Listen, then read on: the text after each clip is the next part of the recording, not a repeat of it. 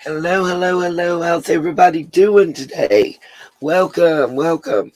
Mods, please do not forget to drop links for any creators that come in the chat.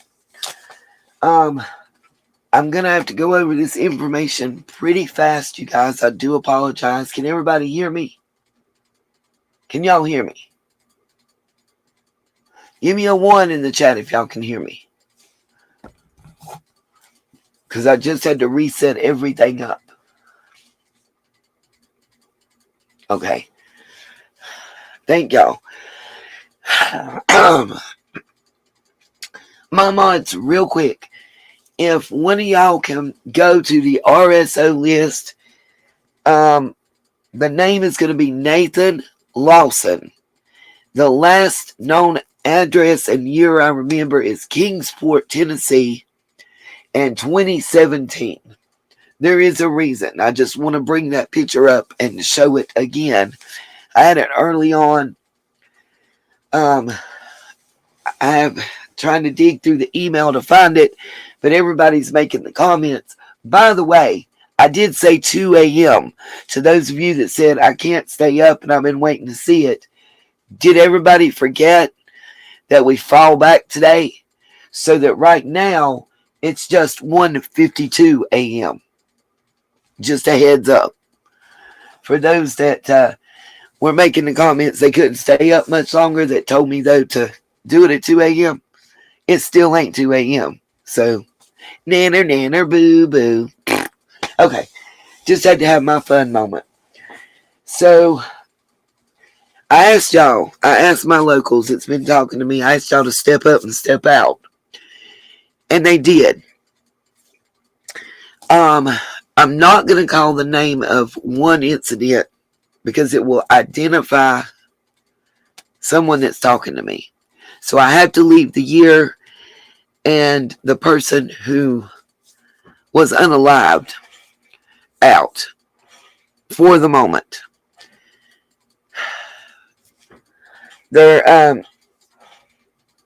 So what I'm gonna do, I'm trying to think of the best way. Also, there's something I was put on to.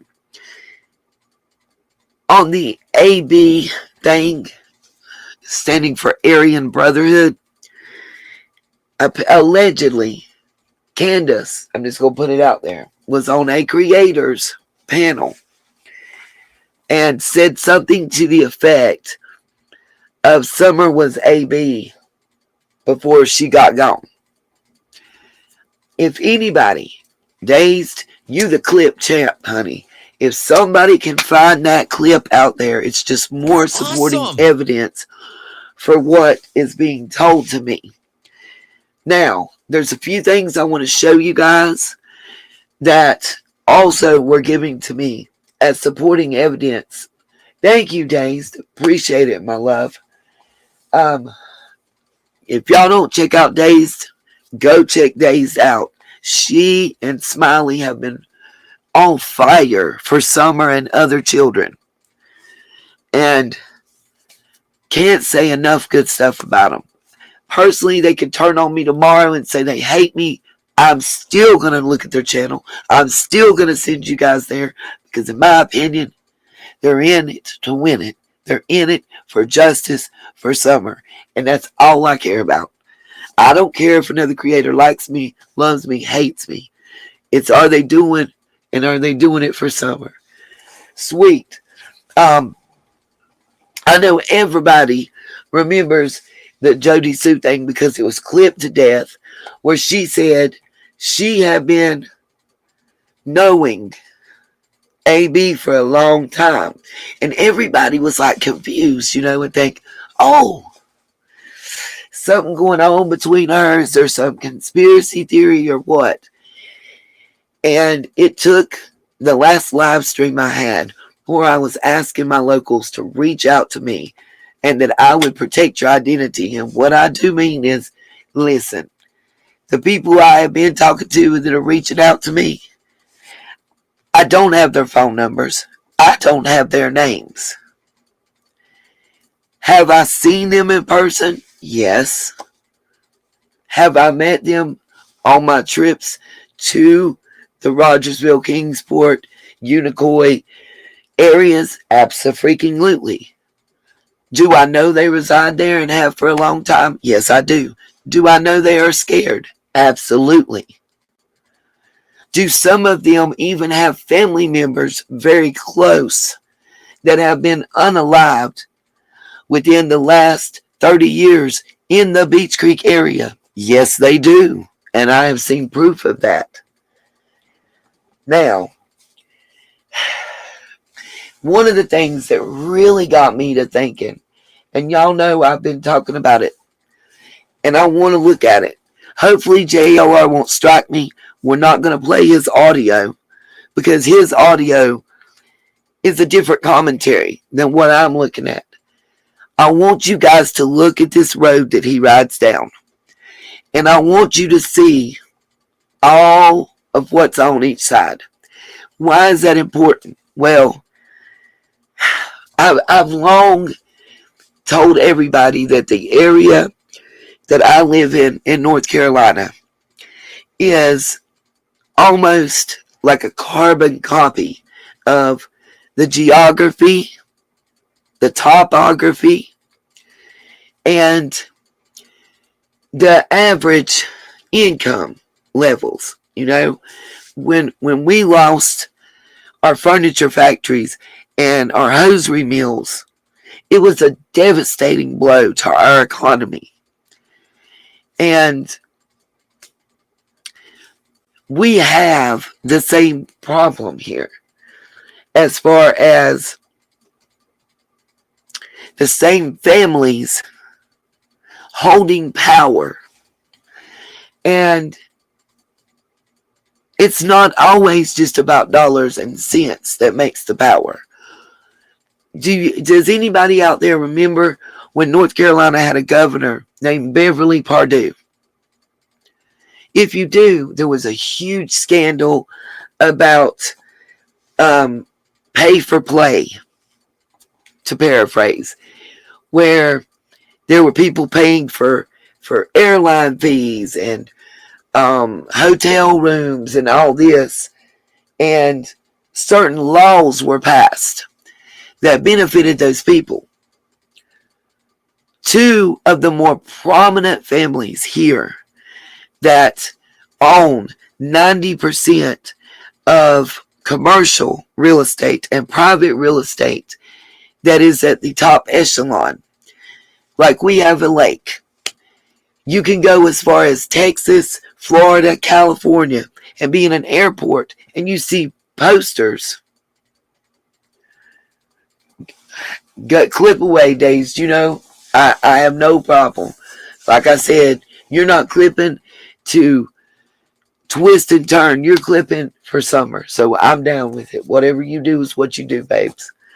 The reason that I'm telling y'all this story is to give you an idea of how money and power and influence can be far-reaching and widespread. So please just stay with me for just a moment. We have a lake area that's advertised because they want to turn this area into a retirement community and draw people from all over the country with them big bucks to spend, to put back into our economy. And they start by getting them to buy these lakefront properties. And literally, we go in the last 10 years from being able to enjoy, when I say we, I'm talking about the people that were born and raised and live here. No longer can we go up to our lake and go swimming and enjoy. We have to pay to go swimming or fishing. We have to pay to put our boat in because there's like now 2 or 3 public areas, and those public areas have been turned into pay to camp, pay to fish, pay to swim, whatever. And that may not sound like much, but that the intricacies and the way that this occurred over time. we have these two families that married their son and their daughter. What does that mean? Well, one of the families' last name, I really don't want to tell the names because that's going to reveal a lot. Anyway, but I have to. Okay, just let's say one of the family's last name was Breed, and the last name was Free. Now, I'm making those up, just so y'all know. The Breed family owns commercial and private real estate that would be the most sought after in the county that I'm from. And that would be about 35% of the real estate of the entire county. And they got the cream of the crop. Then they also own stock in the longest standing insurance company, which may not sound like much, but until the last 5 years, there was only like 4 to choose from. They also own the property that the post office is built on and run out of. So that means they're getting that federal rent monies. Again, alone it's not much. The one movie theater we have, they own the building and the property. And the building behind it that is the one and only bar. They also own a major poultry processing plant that is one of the 3 largest in our state. Now that is where the marriage between the two and Beverly Perdue, governor, all intertwine and become important. And remember, I'm giving you a story from my hometown that has parallels to what goes on in Rogersville, okay?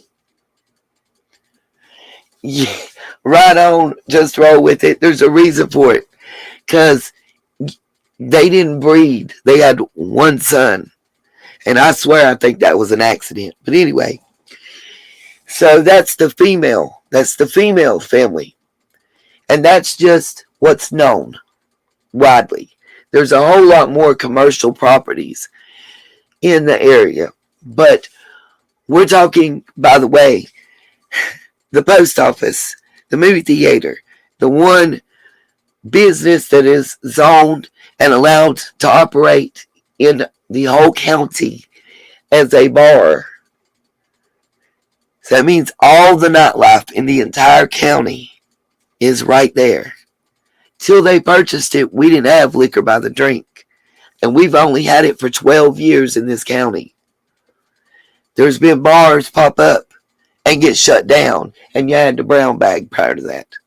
Now, the male heir that married the Free, that married the Breed, it's widely known that his older brother had issues with addiction.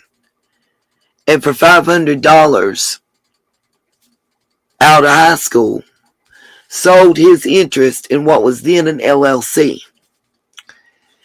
to his brother, who now owned 100%.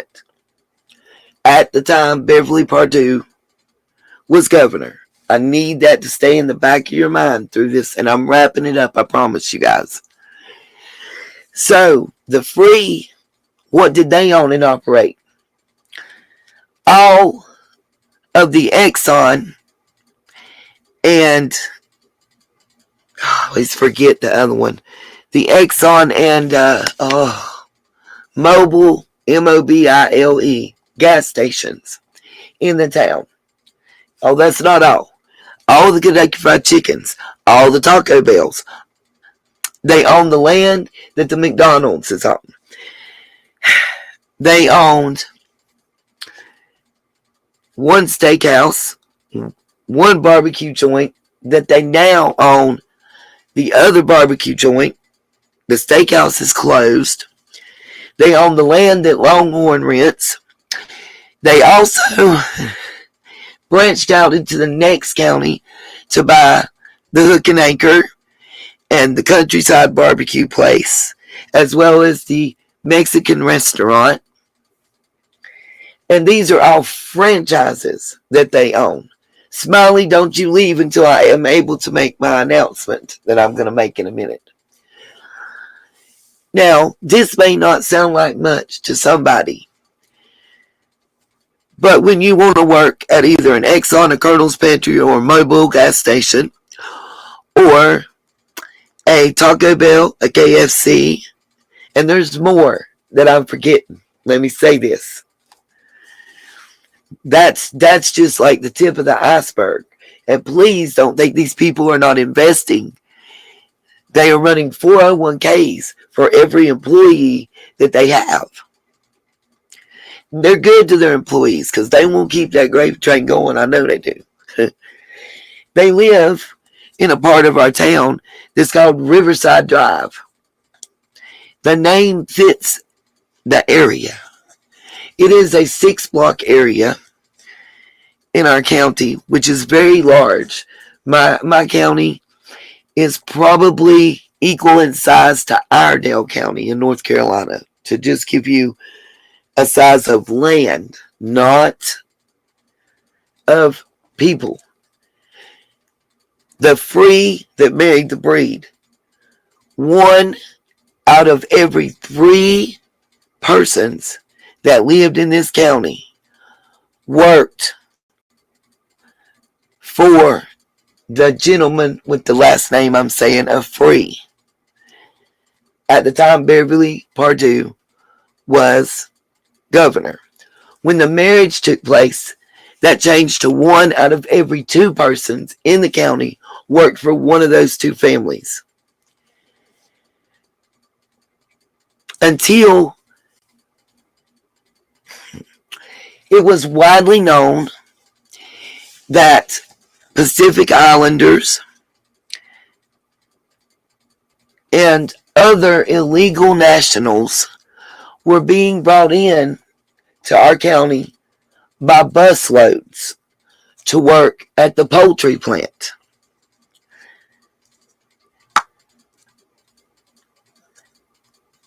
Widely known throughout the county, throughout the town. It wasn't whispers. It was talked about over coffee at Hardee's and McDonald's with the old folks club like nothing. I mean, it was something I grew up hearing about. Now, there was a scandal that broke where certain families and people, and not just here, but widely, were paying for airfare, hotels, meals, clothes, and such for Beverly Pardue. There was the Free man was convicted, charged, convicted, all the whole nine, and it really got hushed, but it went international and national. Our paper didn't report crap about it. You might have got a 2-sentence thing because guess what? They owned a portion of the news media that was local. Go figure. What ended up happening was the LLC had to take on a part owner because of the monies that had to be paid for legal fees and to pay back government and such. Long story short, he went from being 100% owner to being a 51% owner. Still may not sound like much, but 51% of $1 billion net corporation as opposed to 100% is a hell of a lot. Now, you're also talking about money and power and influence. Once Governor Pardue was no longer our governor, all of a sudden, Mr. Free, that was convicted of some shady dealings there, his wife's family had to sell the poultry processing plant because they were raided by ICE 3 times in less than a month and found to be in violation. They were sued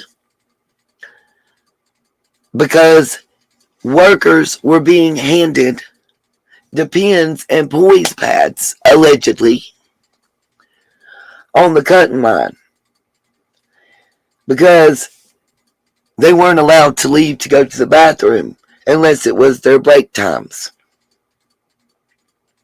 They were being made to urinate and defecate on themselves or unsuit from head to toe and resuit and run upstairs and across the factory to a bathroom, use the bathroom, resuit, run downstairs and across the factory. It was bad, but they were getting away with it because they were illegal aliens. And I don't mean like in UFOs. Y'all know what I mean. It was well known in the community. Why do I tell y'all this story? Because there are certain similar occurrences going on in Rogersville. It's widely known. It's well known that this palm greases that palm and somebody looks the other way. Every time somebody's tried to speak out, someone in higher power, that those people that have the money and the power and the influence have their back and are looking out. Why did the poultry plant go from being the breeds plant to being an offshoot of Tyson? Because they had to sell it. Because they no longer had that power. Because the federal government became involved. And too much attention outside of the area was brought in. And it no longer mattered how many palms could be greased. You couldn't pay enough people. There wasn't enough money to pay enough people to look the other way. If that makes any sense. If you guys are kind of getting what I'm looking at. I'll say this to you guys because I've got some text, some information. Smiley, I got some info for you too, because you've been looking in the church. I know you've heard the name Keith Thacker, correct? If you hadn't, look it up. And let me tell you, hold on, for a local, do you know what church he goes to? You know which church? Because it was told to me to let you know. Hold on, let me make sure I get this right.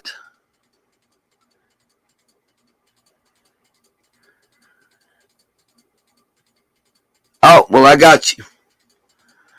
That's one of the things. Let me make sure, because I have to. Keith Thacker goes to BUREM Church.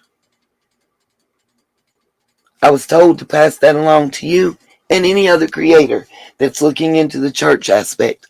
I've got so much that's come at me on the aspect I'm looking at. I can't because so many lines and dots are connected. Now I know, Smiley, there's reasons I'm telling you what I'm telling you, baby. Run with it. Like I told you the other day, I'm going to give you what I can't.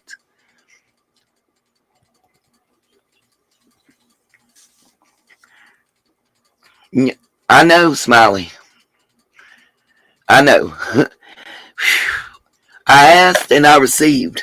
I got way more. That's just the tip of the iceberg. Now we're going to get into something today.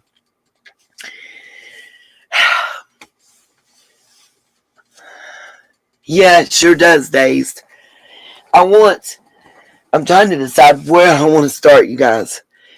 I have a video. I'm just going to start with playing part of JLR's video and commentary while it's playing. I'm going to stop and I want to show you. This is what started. This video started me talking. What's up, Mike? How you doing? Started me talking about stuff. Got other people to thinking. Going to talk to their parents, their grandparents, their aunts, their cousins, and asking questions. And got me to asking a question. Where I live, and even in the Beach Creek, Ben Hill, Light Hollow area, Churchill, all that. How many times have we heard, one, there's not a drug problem. Two, there ain't no cameras around. There ain't no cameras around because there ain't no reason to have nothing maybe more. Cherokee, I just need a picture, the registry information where he was registered. And I know you're not going to find it after 2/16, 2/17 because he disappeared. But can you send me a link or a screenshot to that?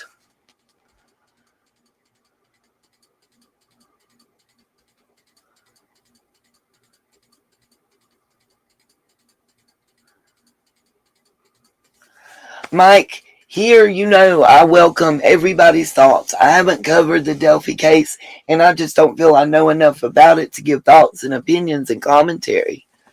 But any cases that I'm covering, I welcome everybody's thoughts. But Cherokee, I can't. I'm digging. Oh, what? The one that I have that picture somewhere, Cherokee. I've got to find it. I apologize, you guys, because I hadn't been able to dig and find it. I've only had like an hour to look into finding Nathan's RSO stuff, but I have it. Oh my God, y'all, and the fact that it's not there. Listen, all my creators that are in here that are on Summer's case, Dazed, Smiley, I have this, and I've got to find it. Nathan Lawson was married to Amanda Barrett Lawson. He was a registered RSO. It was solicitation of a minor for prostitution under the age of 13. I know that 2016 or 2017 he was in Kingsport, Tennessee.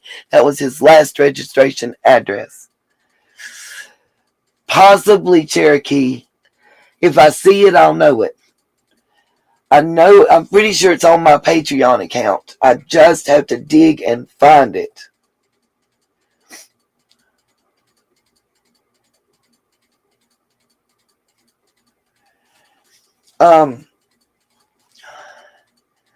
It's just harder for me right now, you guys, because I'm working with one eye. I'm not even going to front. And I have to be at work at 8:45 in the morning. And I'm kind of overwhelmed with what came at me.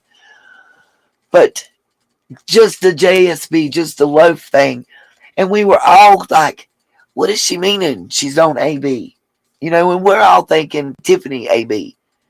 And when this local hit me with this, I'm like, I'll be damned. Because the tattoos that we've went over on Candace and members of the Copperheads Motorcycle Club, like Wild Bill and everything else, are all tied to the Brotherhood. Y'all know which A Brotherhood I'm talking about. And then they're talking about, hey, yeah, the KKK was going to march and BLM and all that. But regularly, those involved with AB have been known to meet in those woods in the Beach Creek area that Loaf was talking about. It's been known about for years. Generationally is what I have been told by more than one local. One of which, a family member, was unalived in the Beach Creek area. I'm still trying to find out what they're talking about, by the way, with the connection between Bobo and Lawson. And if you think about it, Cecil tried to let us know that he was a minority within a minority. 1%. I want to read some portions.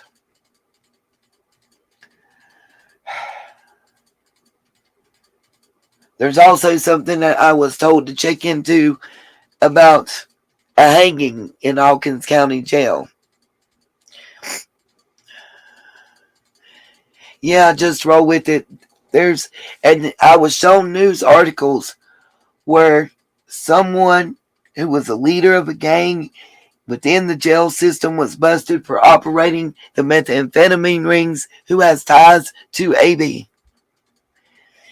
It's a lot. It's a lot. And you kind of have to be able to see the big picture and then narrow it down. And I'm going to try my best to paint it. Trying to read. I don't want to say certain things that have been told to me because I don't want to take a chance of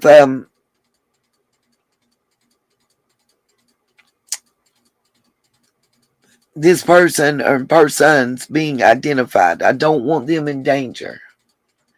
No, Smiley, that's what everybody thought was when she said that about she's been knowing AB since before Summer went missing. Everybody thought that that's who she meant. She's not talking about a YouTuber. She's talking about Aryan Brotherhood. And if you think about things in that area, you think about things that she has said, kind of makes sense. Allegedly. Brenda, I need one too. Okay, let's see.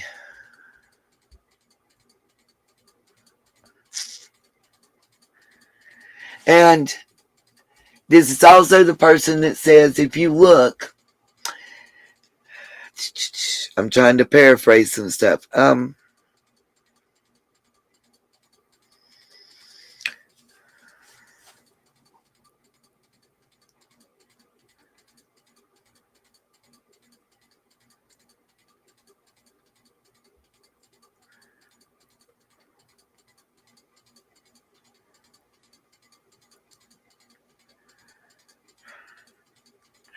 I have that. Property, got that link. I'm just making sure I got everything in order right quick. Give me just a moment. Okay. Notice there's ties with the Aryan Nation and the Copperhead Bikers Club that seem to be working together. I have to leave out a name. How do I say this? This would make sense given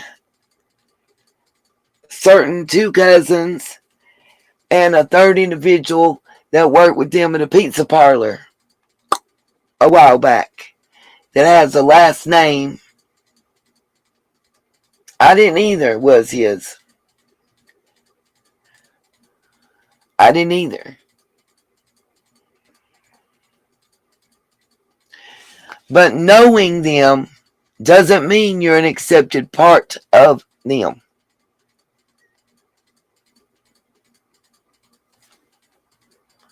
If that makes any sense. You know, I can know my neighbor down the road, but that don't mean they invite me in their house. Just so y'all know.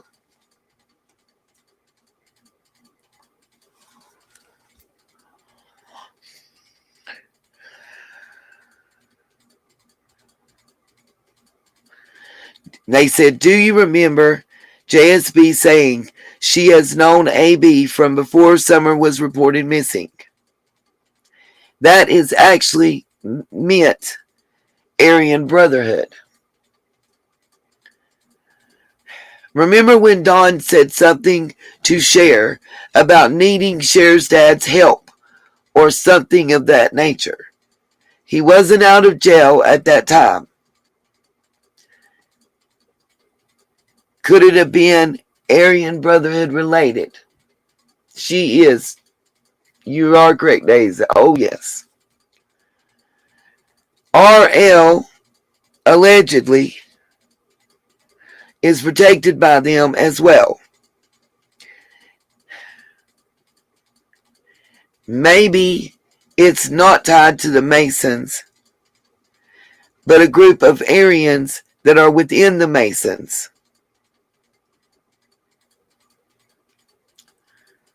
Now, this is the local. This is the information that they're giving me. All I can do is share and look into it and see.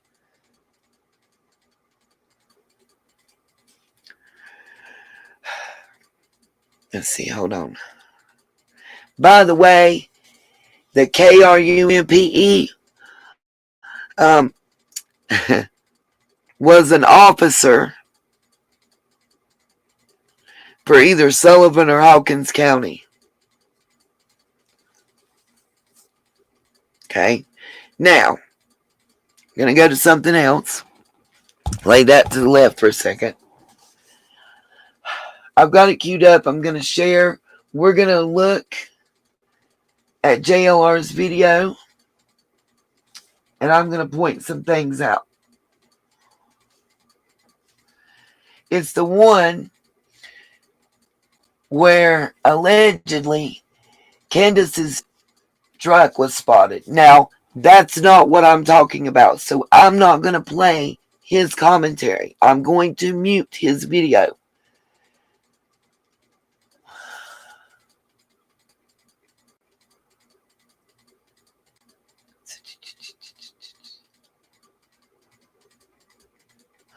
Wow, Mike, she be blocking me. It is fun to troll her, you right. Okay. Let me make this bigger and share. Normally I mute and let me know if there's any static or feedback or anything in the background. I'm trying to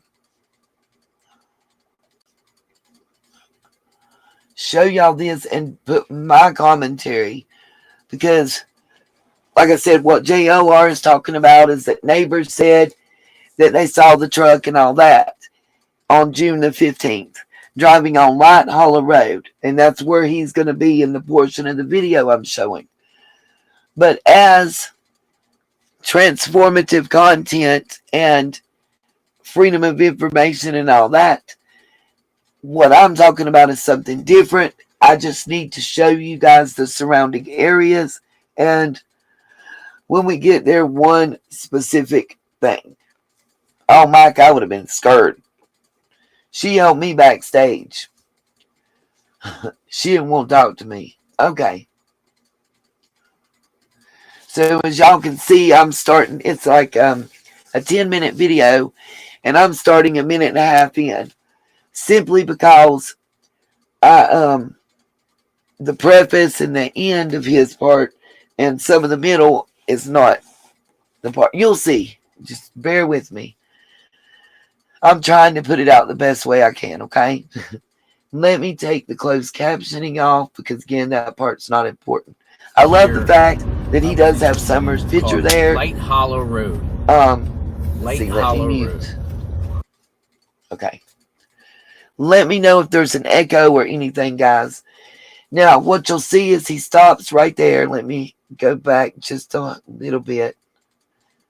And you'll see that he's turning on to Light Hollow Road.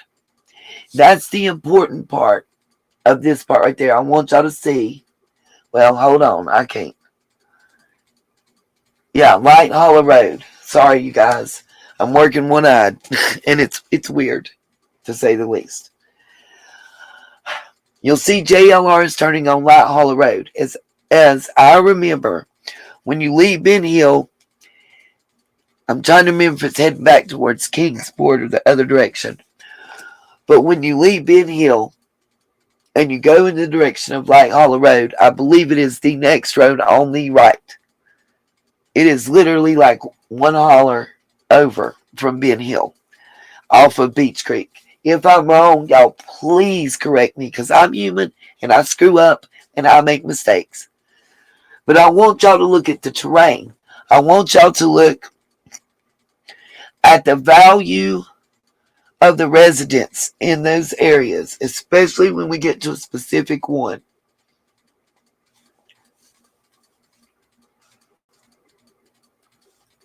You'll see he's turning down this road, and it's not a well maintained road. There's patches. It's not even a line down the middle. It's kind of a single lane. Almost reminds you of going down into a subdivision.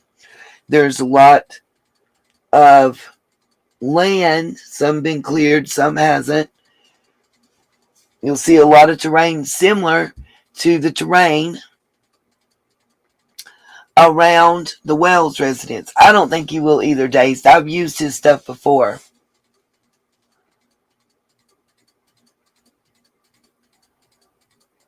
And as we go down through here, you'll see, I'm going to pause right here. You see the pasture, you see the fence, the gates. What you're not seeing is huge houses. You're not seeing a lot of horses, a lot of cattle, any really expensive residences and such. And just a real quick thing, it is beautiful. Before everybody jets out and I lose her again, I do want to make an announcement.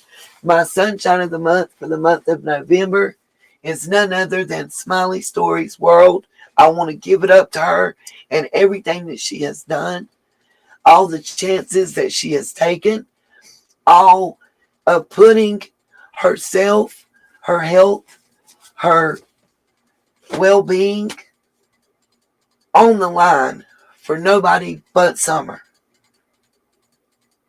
I think she's earned it. I think she deserves it. I think she needs that recognition.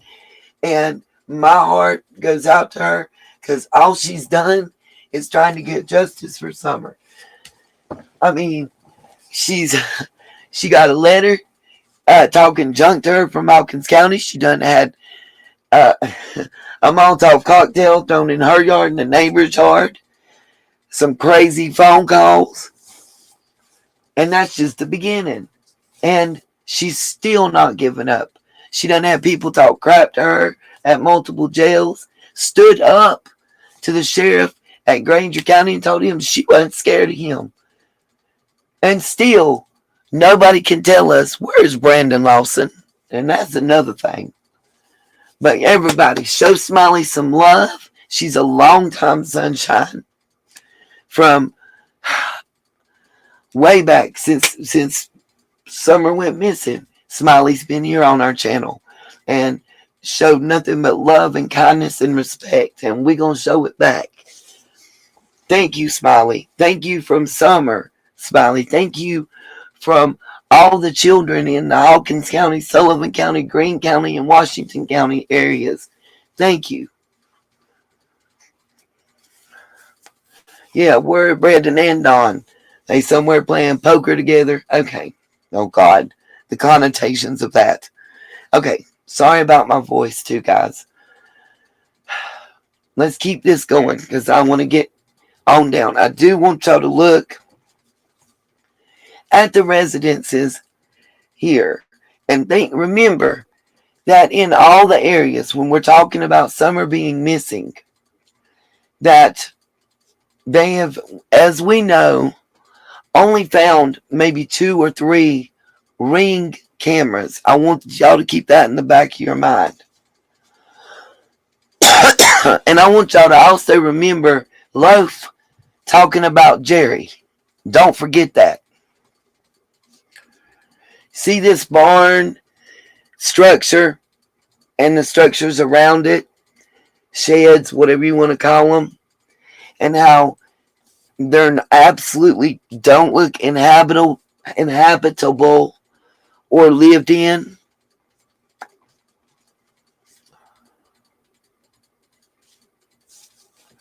Just one of the things that made me say, again, if you guys were listening, if you leave Ben Hill Road, you're still on Beach Creek. Light Holla is the next road up. It's the next holla. You got to pass this road to get out. It's right off of Beach Creek. It's one road up.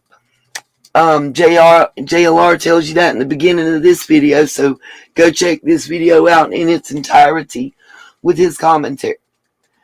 But know that it's less than half a mile from Ben Hill Road.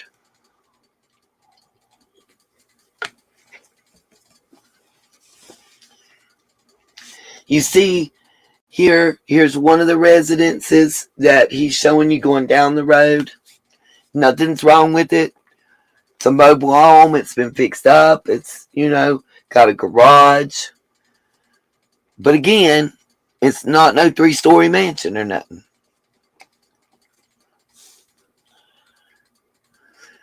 I noticed he got a lot of them vent scents.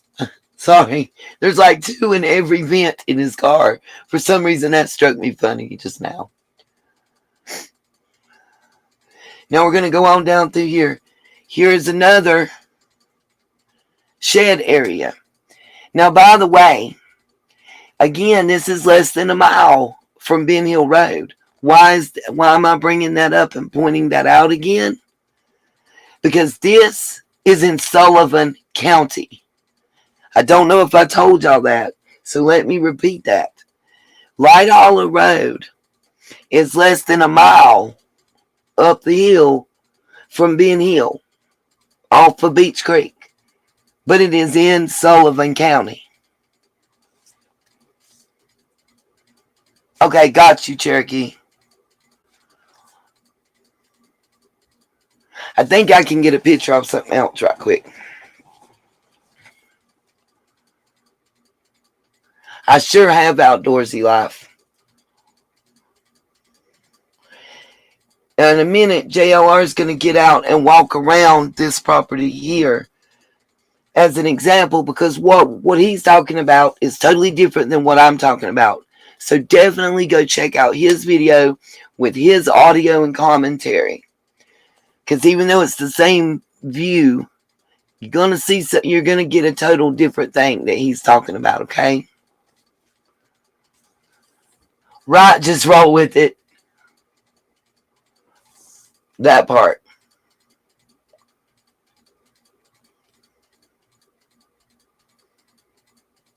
And again, this is not a structure that looks like anybody would be there. September Virgo, thank you so much. Little man said, I got Elsa. And Mom is going to love the lotion. And it will come in so handy right now with everything she's going through. Lord, I'm glad I'm muted. I didn't see the commercial coming.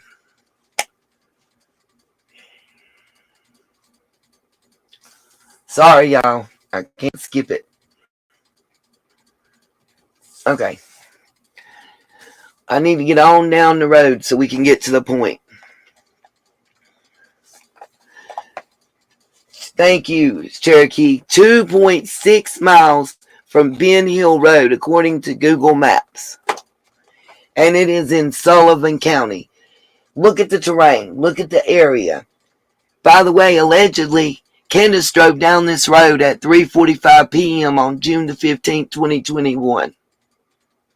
Just saying.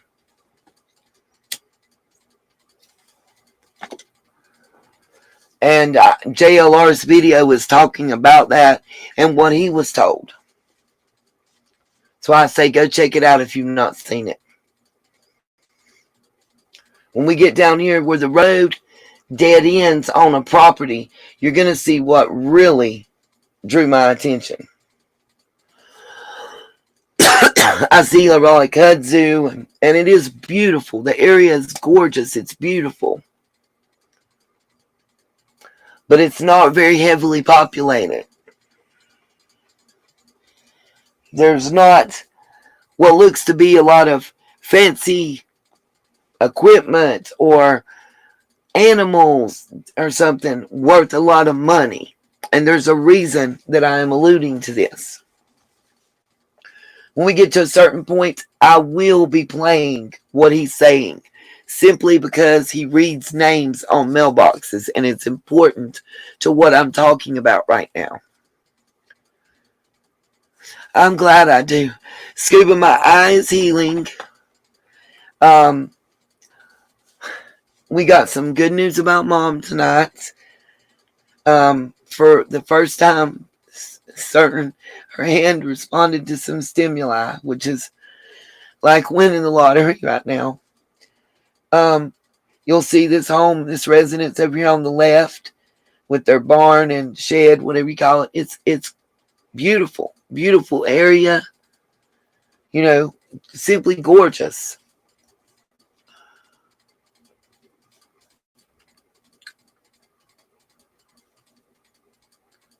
See another barn, shed type.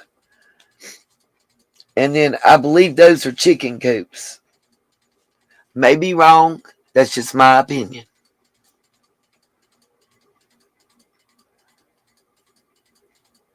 Yeah, Scuba. I was so happy I just cried.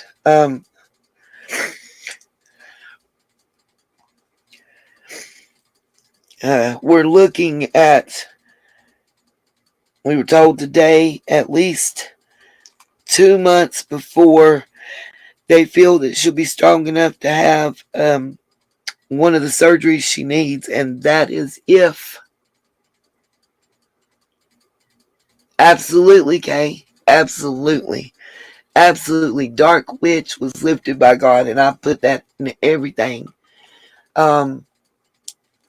That's why we chose, with what I was told, to go the spiritual route with prayer to the man above and let him handle that, you know.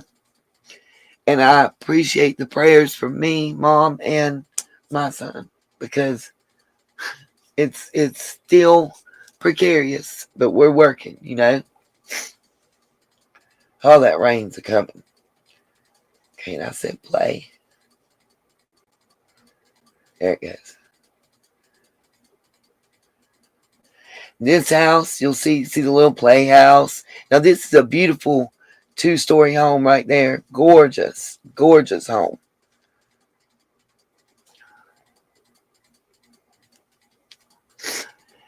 Thank you so much, TD Dean. We appreciate that. You know, gorgeous home. And it's so sad that you got all these people that have lived here and worked so hard their entire lives. And some of them are so scared.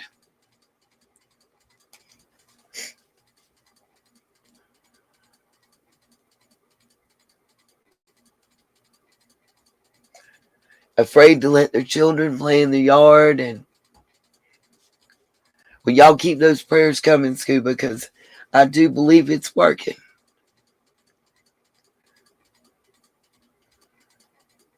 I think we're getting close to the end now. And there's the sign again for those that ask if the sign at the beginning said Light Hollow. Here you go. Light Hollow Road right there. You see that that's on the sign.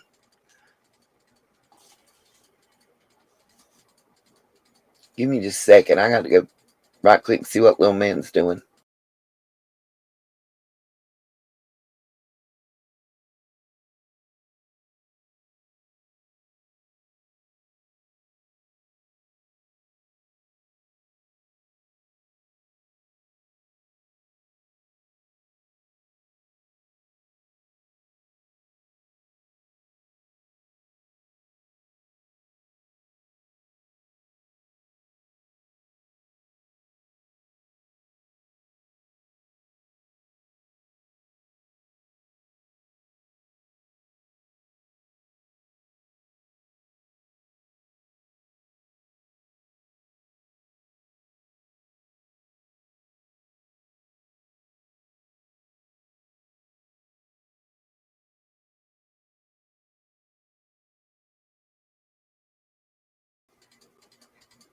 Okay, sorry about that. September. Just to let you know, by the way, you guys, this person that's communicating this to me about Loaf, they've known Loaf along with their friend that's been talking to me for about 6 months now.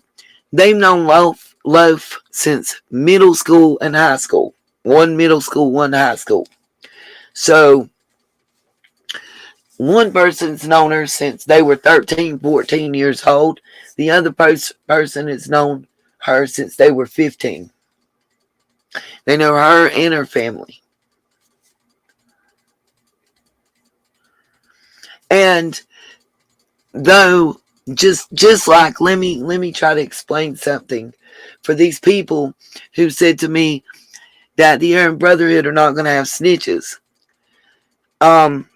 If you've ever been to Podunk, if you've ever been to a small town where somebody is a big fish in a small town, and in a big town they're a small fish. Let me go, my ex, for instance, the one that I have paperwork on. He's from New York. In New York, he's not shit. Okay? I don't know how else to say that. But here, they look at him as one of the top 3 bloods in the nation. They classify him as a violent offender with gang affiliations. He had people running after him and wanting them to be something called drops and stuff, and ready to do his bidding and what he says. But when he goes to New York to prison, he's a bitch and he's getting his ass whooped. Okay. So where they come here and they're throwing up the gang signs in Tennessee, in the backwoods area, to people that's never been outside of their hometown area, not more than gone to visit, to maybe vacation at Disney World or Busch Gardens, or to go see where Dirty Dancing was taped, or Last of the Mohicans. And that's the extent, like they only know what they see on TV and read in books, or and you got this person that can put on a good act and they believe it. Just because somebody claims affiliation and allegiance doesn't make it real. I can tell y'all, I got 3 heads and 4 tails and $1 million in the bank. That don't make it true. But I can act the part. And I might have a cousin here or a friend there that's like, yeah, I was with her. She knows blah, blah, blah. And gives me street cred.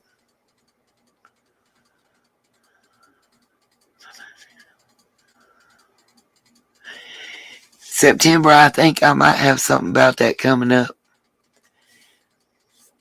The point I'm making is, at some points, the perception becomes the reality for those individuals involved. It's not, did they truly have the support? It's, did they claim they did? Did they have enough little bit here and there to pump it up and to show folk, to put that fear and that doubt, to be able to oppress and suppress? That's the question. That's the mentality you're working with. It can be local, homegrown. And all you need is that 1 or 2 persons from the big city that could spin a good story. Or, 14 coming in a U-Haul.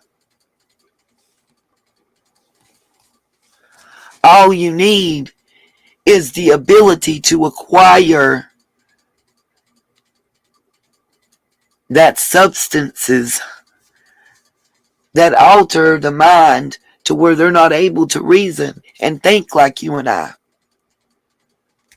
When you have someone that is in active addiction, that all they can think about is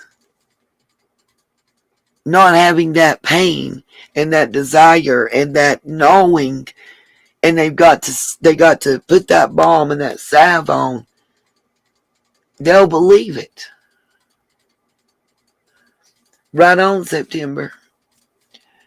It's not about necessary. In other words, what I'm saying is, yeah, maybe truly the Aryan Brotherhood is not going to support that person. But you also need to know, what is prison mentality? What is prison life? Because we're talking about, though it's a snitch, you did time. I've shown y'all that. In the jail, in the state pen, whatever.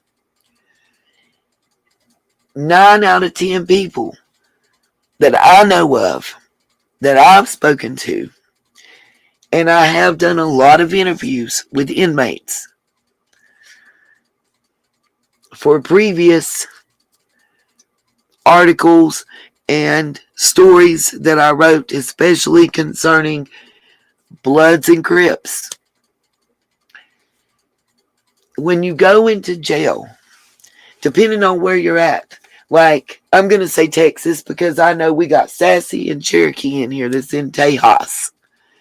Most Texas jails you go into, you have something called, and let me make sure I get the names right, like they're called the Woods and Chicanos, the Woods, and there's something else. Okay, Tomboy, if you know somebody, when you go into jails, the pods are segregated by your ethnicity a lot of times. If you're white and you don't side with your race, you're going to get your ass beat. Plain and simple. It is a different mentality. Hence why those that serve long periods of time become institutionalized. But you meet others and make connections, and please don't believe it's not true.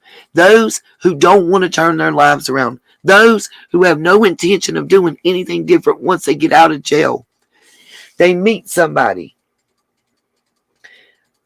It does depend on the level and where it's at. I have seen local jails all the way up to federal prisons. Believe it or not, there are more segregation. If you don't believe, check out 60 Days In. That's a great show to see some real, true story. I know I get my ass struck every day, roll with it. Because I'm not the type of individual ever in my life to side with anybody or be against anybody because of the color of their skin. If I like somebody or I don't like somebody, you best believe it's because of an interaction that has happened between me and them. I give a shit what color your skin is. Mike's... Nuh-uh. Really, Mike? I know who you're talking about. But seriously, that's not the only one. There's multiple documentaries about that. And most of the time, it is state facilities. Federal facilities, it's a little different. But you are expected, and different areas of the country are different. Again, we just watched JLR with Brandon in the backwoods. What did Brandon tell JLR? Anybody recall? Because I can try and pull it up. He told him, if you ain't white, you don't want to be in Beach Creek after dark.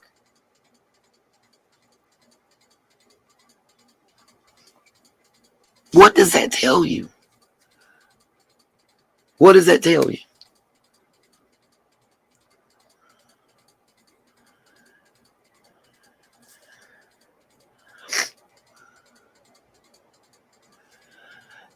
True story, and that's what they try to do, Mike. They want to make him a snitch. I agree. It did. I'm trying to think what season it was. Abner There was a guy named Abner on that season. He was a former inmate, and he was also a minister.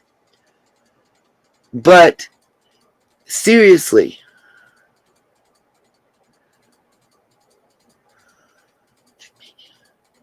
it was for BLM Roll With It, but it was because BLM was coming and they were getting their shit together. Remember, I showed you members of the Copperhead Gang and Mr. Wild Bill himself that had been on the Wells property that was out there on there. TD, woo, good night, TD. I'm not trying to be preachy, and I'm not trying to change anybody's mind. I'm trying to get the point across that when you're looking into certain things, you have to be willing and able to look at something through someone else's eyes. The only way that we're going to get justice for Summer is if we're able to see things through the eyes of the individuals that surrounded her. And God knows it's sickening. It makes me angry. It makes me want to puke my guts up. Everybody around this child failed her. It's like nobody gave a damn. I apologize. It may be my fault for the connection issues. We are in the middle of flash flood warning right now, and it keeps pouring the rain sporadically. So I do apologize. Hopefully, it'll clear up on the replay. I do, by the way, once this video is finished, I have, let's see, 1, 2, 3, 4, 5 supporting news articles to what I'm talking about. Oh, thank you guys, and I appreciate it. Exactly. Listen, it ain't no different here, Cherokee. Remember, you guys, and by the way, whoever, and I can't remember her name right now, it's Kathy something, that's trying to think that she's a detective and interrogating me like one. Miss Kathy, I live in North Carolina, not Tennessee. I have no idea where in the hell 110 is, unless she's talking about 110 Ben Hill Road and saying they're 40 minutes from the hospital. Hunty, the hospital they're 40 minutes from is not the hospital that my mom is at. Hell to the no, no, no, no, no, no, no. The hospital my mom is at is in North Carolina. It is part of the UNC healthcare system. It is less than 30 miles, 35 miles from the Tennessee line. When I, at point pickup, when I give the hospital as my point that I am at, as my location, with a 50-mile radius, Johnson City is within that 50-mile radius as somewhere that I would have to deliver to, along with other areas of Tennessee. There are as many tags in the parking lot that are the nice navy blue ones with the white letters for Tennessee as there are North Carolina tags, was the only point that I made in that video. That the little snarky comment was made because she was trying to say that I don't live an hour and 20 minutes away from the hospital. My gas, my wallet, and my tiredness almost falling asleep driving down the damn mountain disagree. And the fact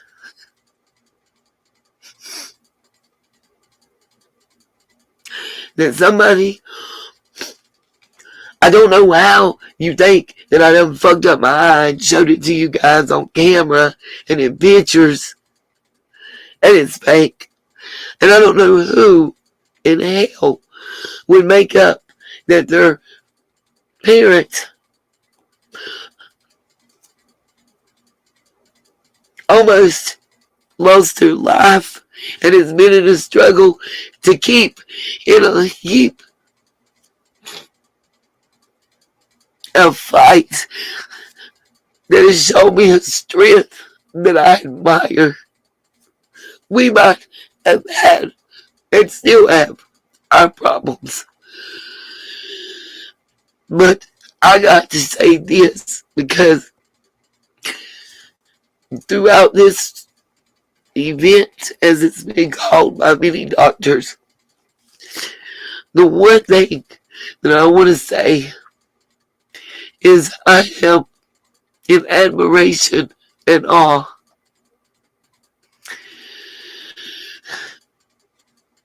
at the strength, stamina, and faith that I have been shown, and just tenacity and unwillingness to give up and fight that my mom has showed throughout this. When medical personnel were ready to give up and talk to me about pulling the plug, she wasn't. She wasn't.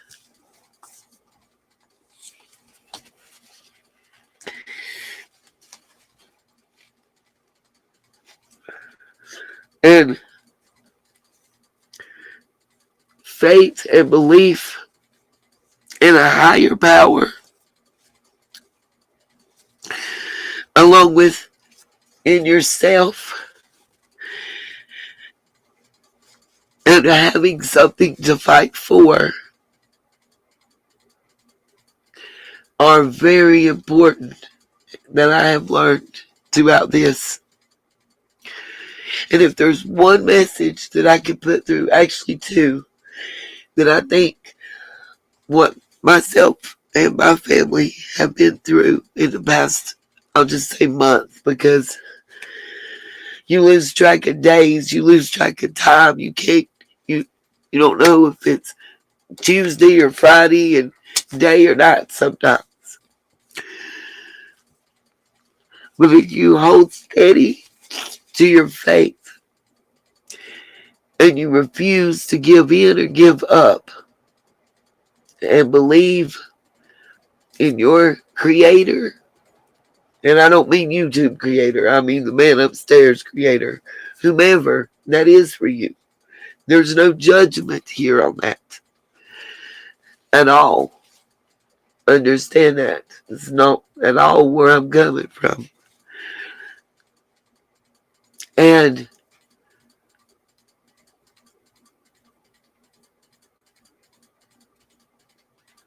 communicate and support. You will be amazed at the strength that may come out of a family member that you never knew existed. And who knows, maybe with the way certain things were, that was his plan. And the only way for both sides to sit down and shut up and have that respect for one another.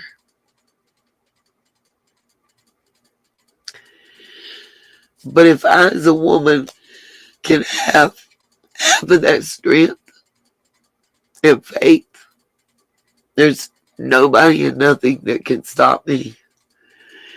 And one thing I will say emphatically is everything that I have went through and seen and I'm still experiencing, and the fact that we're all still standing tall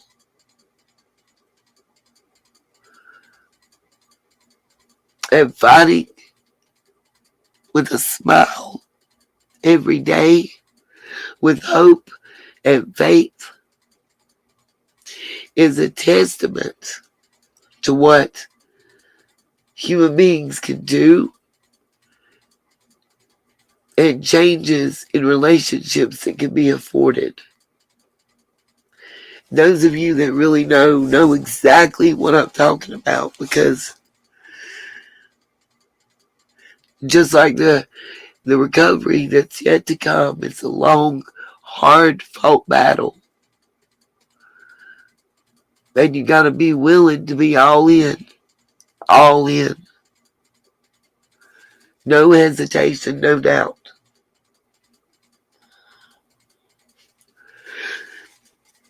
And I say that as a testament to tell you that no matter what a doctor, a nurse, or a surgeon, or whoever says, they don't have the final word.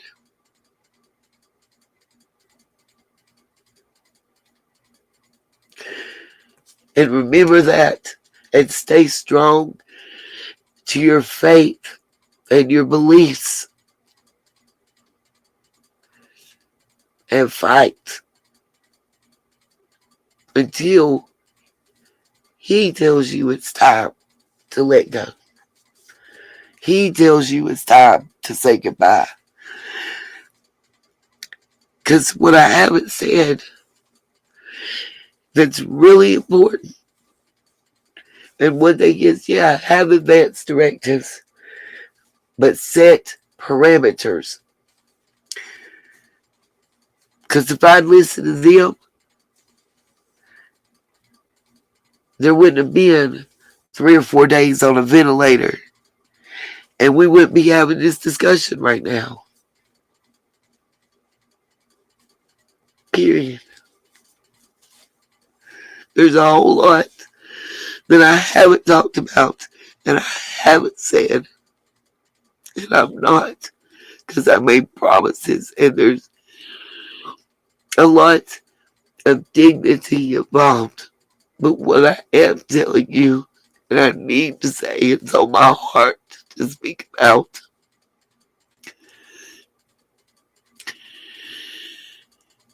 is prayer is non-denominational. And if you can, or I don't know the wording, but never make a decision like that without praying and waiting for that answer. Never feel pressured or obligated. And the best thing that I can tell anybody is, if you're ever in that situation and you ever have any doubt of what to do, pray on it. If the person's able to tell you their wishes, or you've ever had that discussion, and every family should sit down and have that discussion, no matter how hard it is.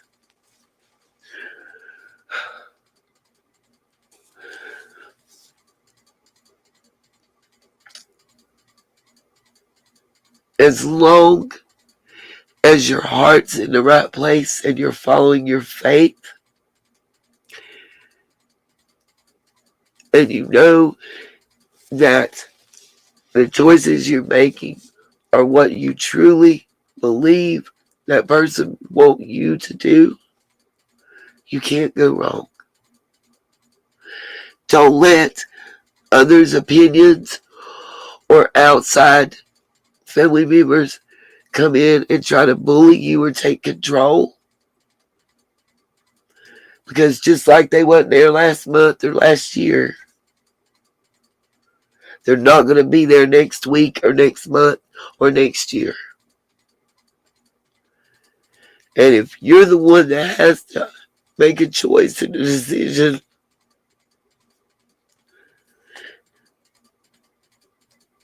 it's going to weigh on your heart and your shoulders.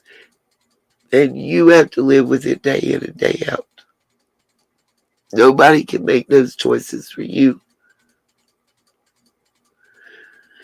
I thought people were crazy when they would tell me just pray on it. But honestly, That was really the best thing. And please believe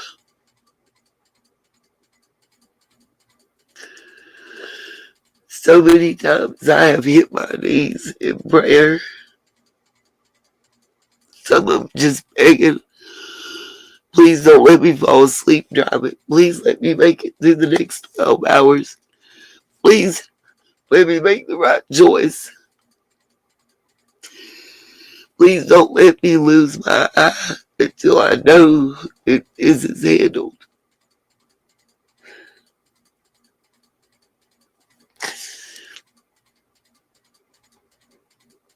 So much. And know that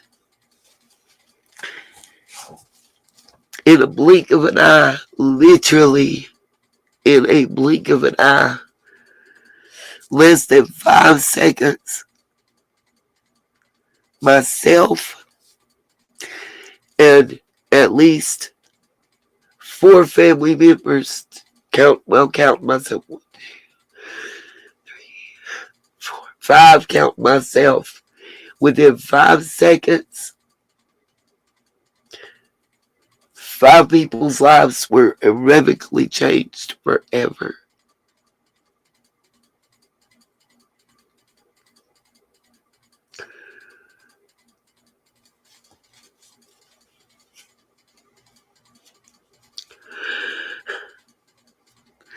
And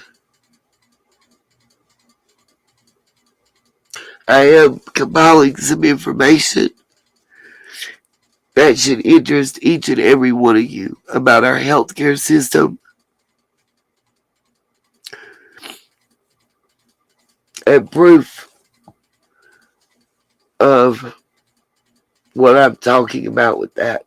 That every person in America should know.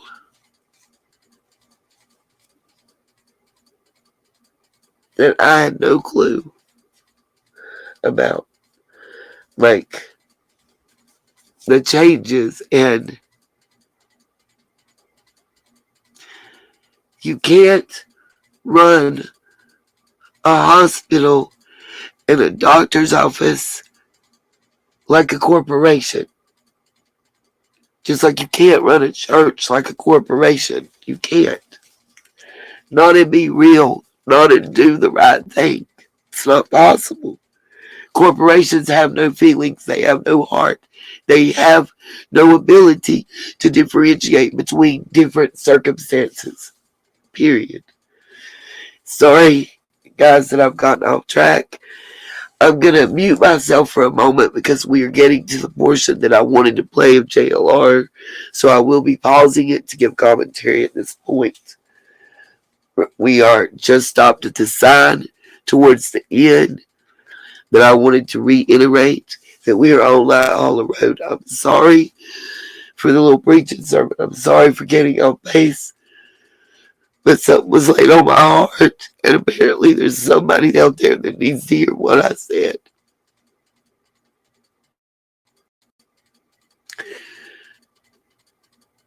Whether you do a living will or not, at the very minimum, put something in place so that if you're not able to communicate your wishes, you designate whom you want to be over your choices medically and financially. And it can be different people.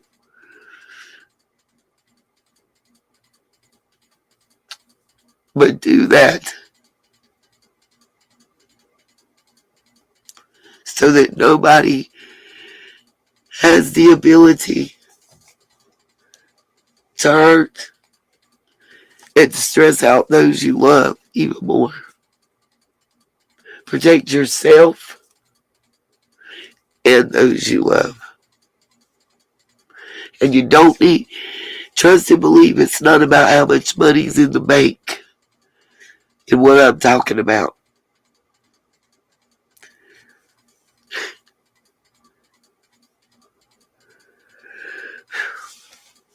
Alright, here we go. If I can get my mouse to move. There we go.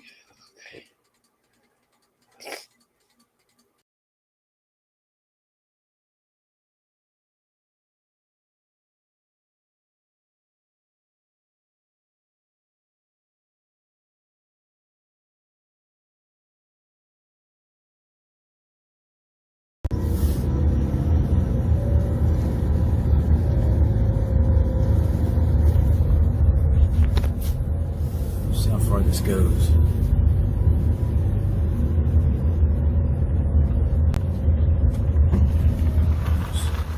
Okay, so these neighbors, see, you would think that authorities ask neighbors that have signs claiming they have surveillance for their surveillance. Okay, so these neighbors, see, you would think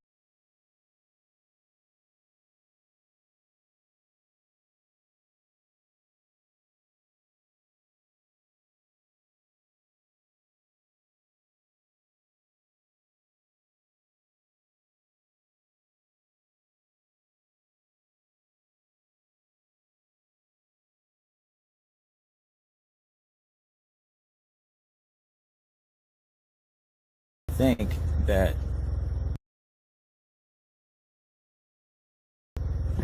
authorities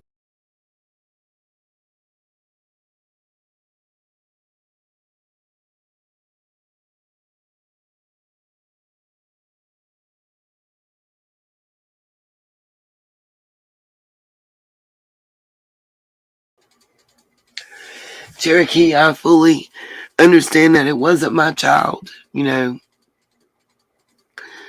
but at 21 years of age, there's more. Just roll with it. Just hold on. At 21 years of age, my grandmother had a massive stroke. My dad's mom. My dad had passed away. He was an only child. And I was 21 with 2 3-year-olds. And at 21, you know everything and know nothing. We all know that. And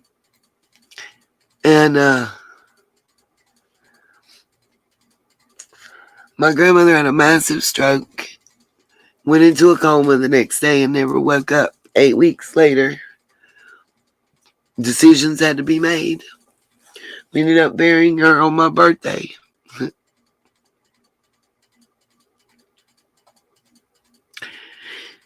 My dad was January 15th, and my grandma was April the 11th, the days of their burial. Long story short, she was on a feeding tube, a ventilator, and IV fluids. Several scans had shown there was no brain activity for quite some time.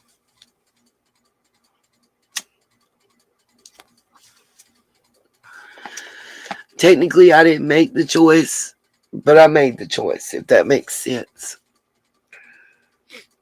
My grandfather was still alive at the time,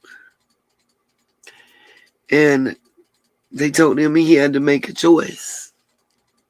After 8 weeks, the insurance company was finally saying, hey, you got to decide something. You can't keep paying for a hospital room. It's not going to make a difference. That we didn't want to admit. So he came to me and he said I was the closest person in the world to her. What did I want him to do? I thought about it. My response might shock some folk, but I told him that no matter what anybody thought, that they knew that he was the person that had to ultimately make that choice. And I was speaking of her sisters, brothers, nieces, whatever. And that the answer that I had to give was that I knew that we had all been a party to some discussions due to the fact that I was working at the time as a med tech. And I had just left working at a skilled nursing facility for the state job that I had.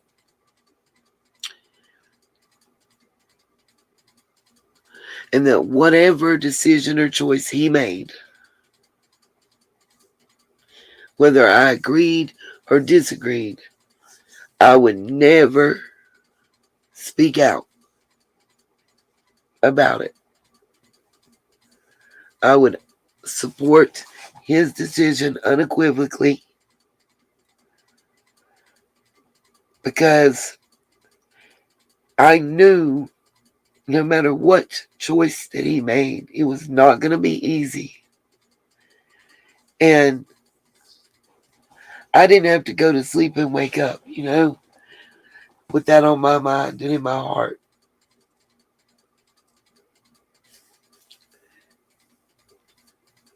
And he asked me further questions, and I told him, I said, she told me that she'd help me if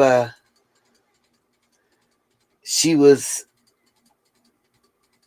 treated in a specific way. She named a person, an individual. And I said, that's up to you what you do. I support you no matter what. And that's all. I think that's all anybody can ask that's faced with that kind of choice,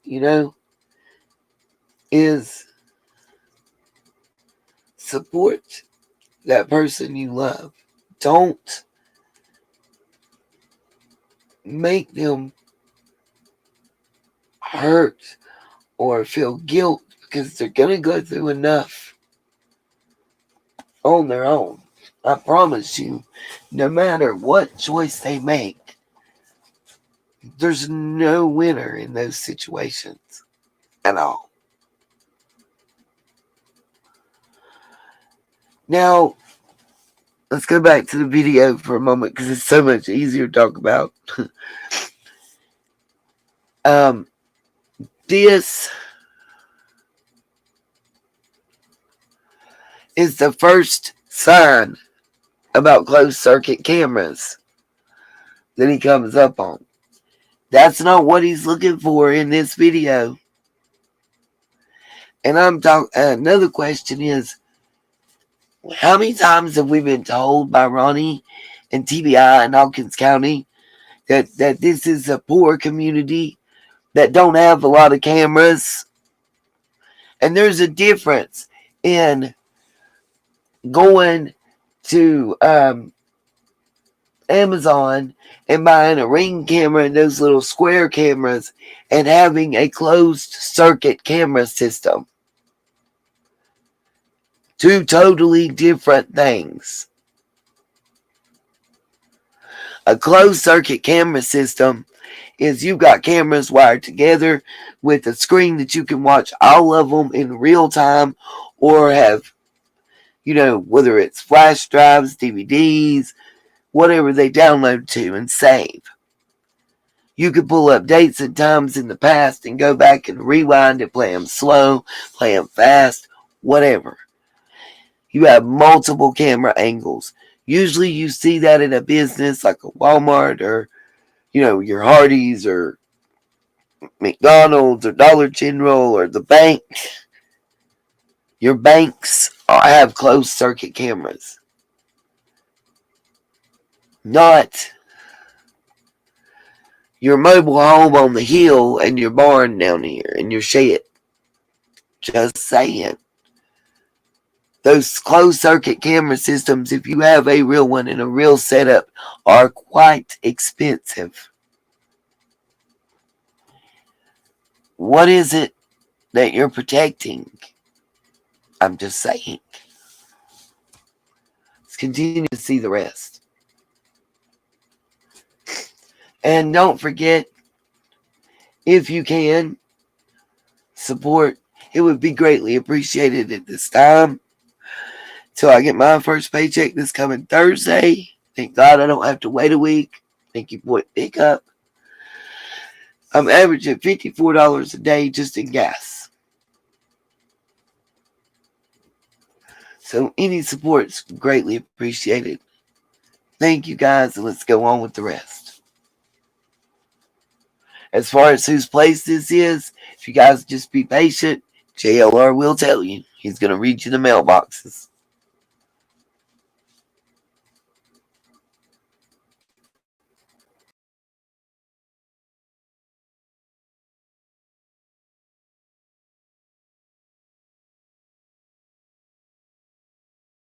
Authorities asked neighbors that have signs claiming they have surveillance for their surveillance. This house claims they have surveillance. This is, another light. Another light. We've been hearing a lot about the lights. This is a lot of lights.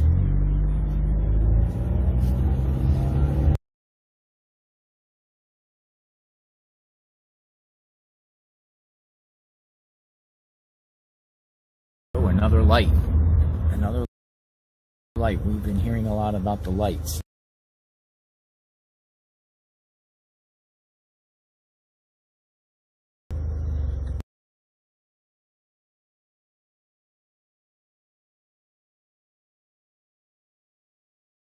This is a lot of lights. A lot of lights.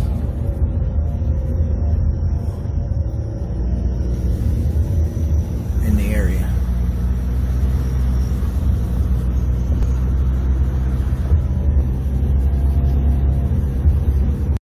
In the area.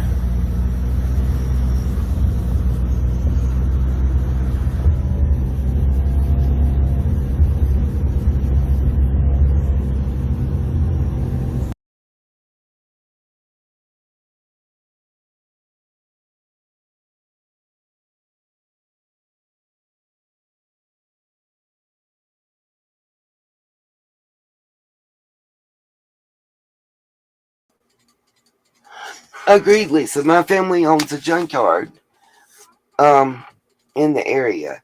And of course, they've got closed circuit cameras. But again, and right, Katie, nice car, but that family don't have the closed circuit cameras.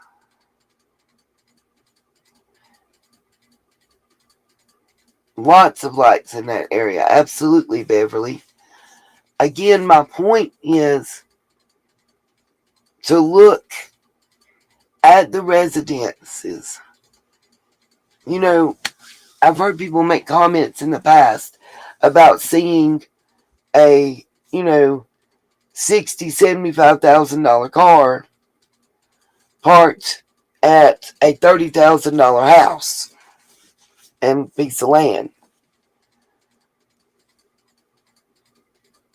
What is it that you have on your property or you have going on that you need to advertise those cameras when we just saw that beautiful,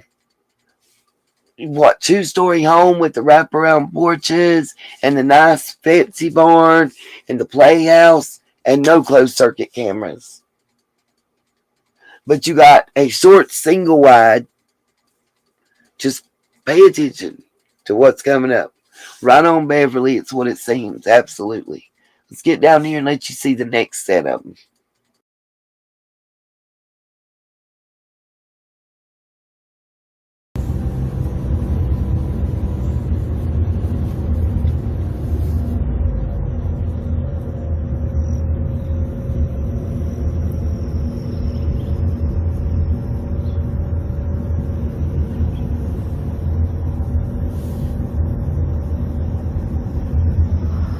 See, and there's when you let me just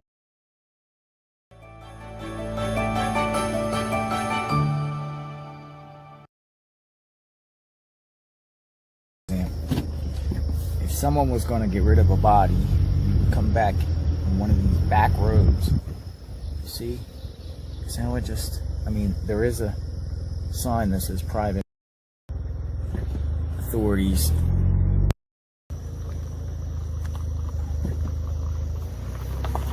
Stay on Lake Hollow for now.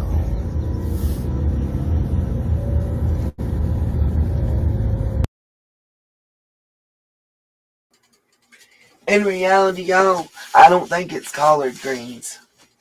I don't think that's what's growing. Not enough money to be made. Actually, look into it, especially since you have Colorado and several other states that have legalized it. Just saying. And some of those properties don't have enough land attached to them. I think so, Katie. I think so.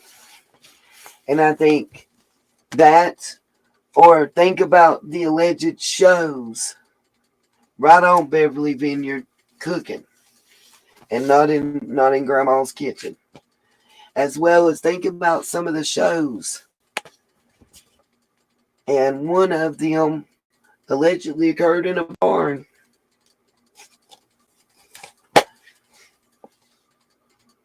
You know, Granger County, they're honest and upstanding, and they're not, what was it they told Miss Smiley? Corrupt. Forgetting about the lawsuit they just settled.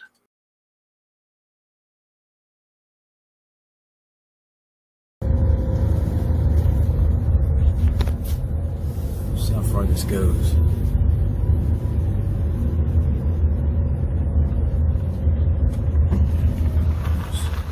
Okay, so these neighbors, see, you would think that authorities ask neighbors that have signs claiming they have surveillance for their surveillance. This house claims they have surveillance. This is, oh, another light. Another light. We've been hearing a lot about the lights. This is a lot of lights. A lot of lights.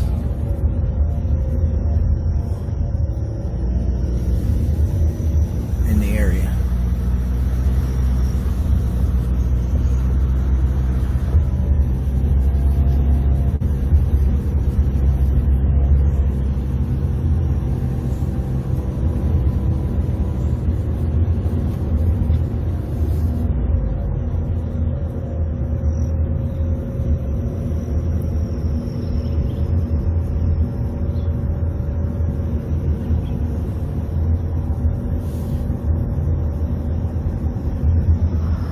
See, there's, when you, let me just show you an example. If someone was going to get rid of a body, you would come back on one of these back roads. You see? So it just, I mean, there is a sign that says private property. Was that recently placed? Was that there a year ago?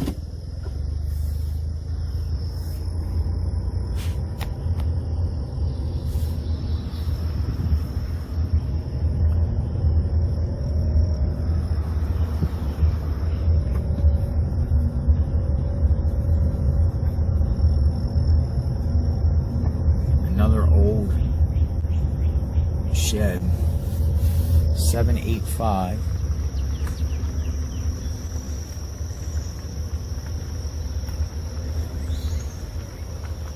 Closed circuit television monitoring on premises. This is the Clark.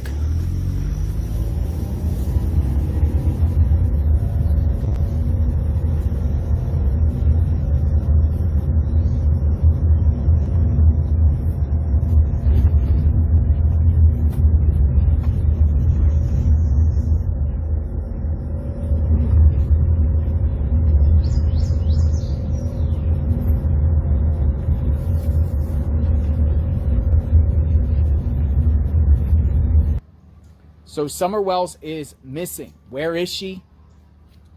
Did Candace go down one of these back hollers before the call was made to report Summer missing.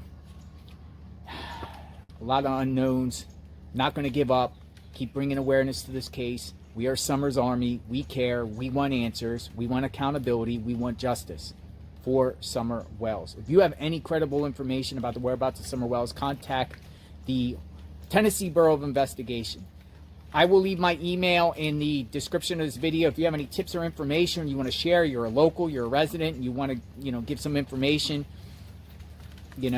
send me a message, send me an email. I'll leave it in the description. It is about to rain here. Actively looking for Summer Wells. We're not going to give up. Everyone be safe. God bless.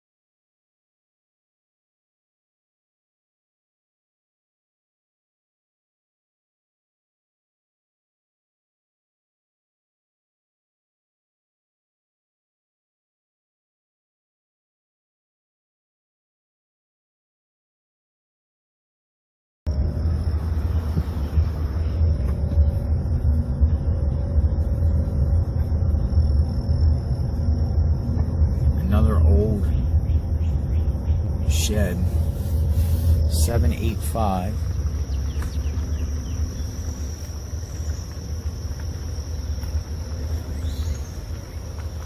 Closed circuit television.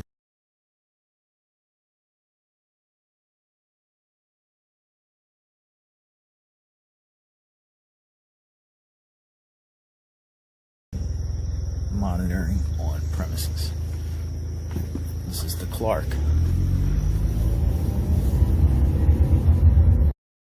Shed 785.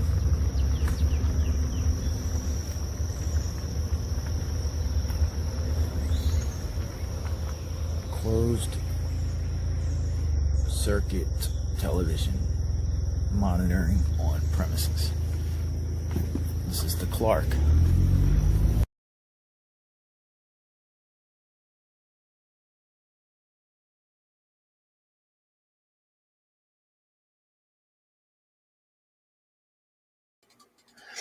Exactly, roll with it. That's one of the questions that I was asking. No, we're not on a loop.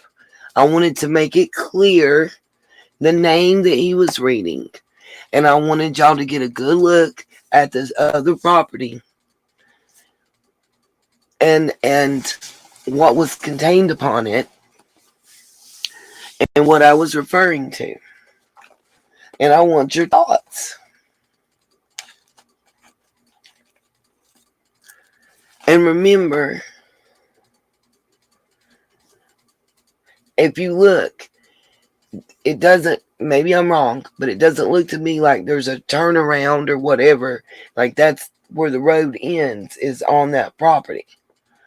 And that's the second one on that road that's got closed circuit cameras. Now, either maybe there's a Hatfields and McCoy situation, but again, a closed circuit TV monitoring system is not cheap. Isn't cheap. And Katie, I appreciate you so much for always showing support. And when other people say something snarky and whatnot, that you always are supportive and have the nicest things to say. He wears blue jeans. And those would look better than the khakis. And his yes, boots ma'am. would match. Yes.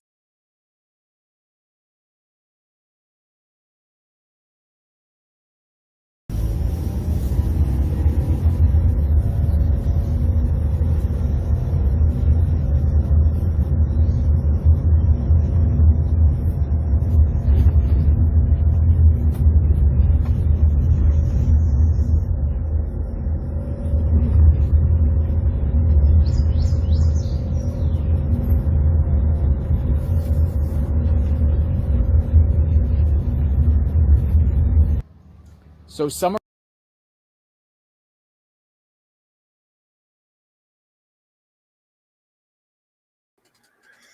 Now, if you noticed, when JLR got to that property, there's a clock.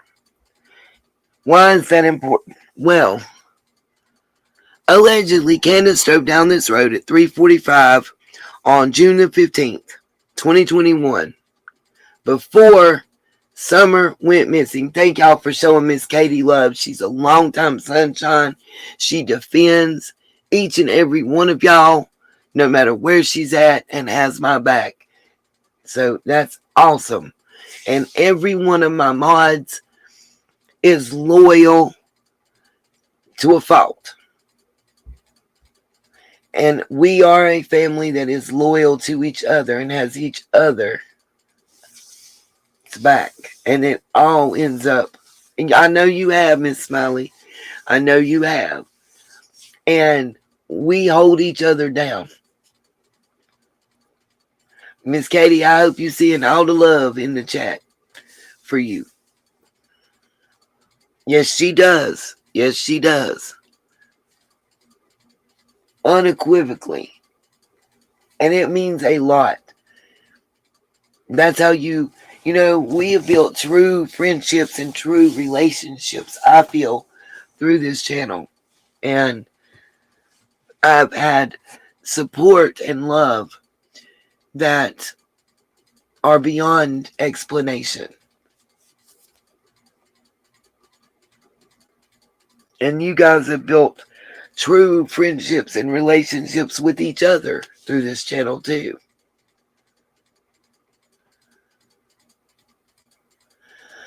I know, right, September?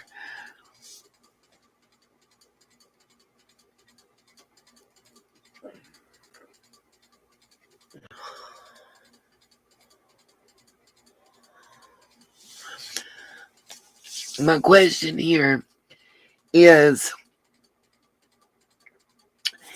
if you've ever lived in this type of area, if you've ever lived in one of these type roads, just like JLR, when he went driving down that road, do you think that at least one out of every two people that lived on that road didn't notice him and notice that he had a car they hadn't ever seen go up or down that road before?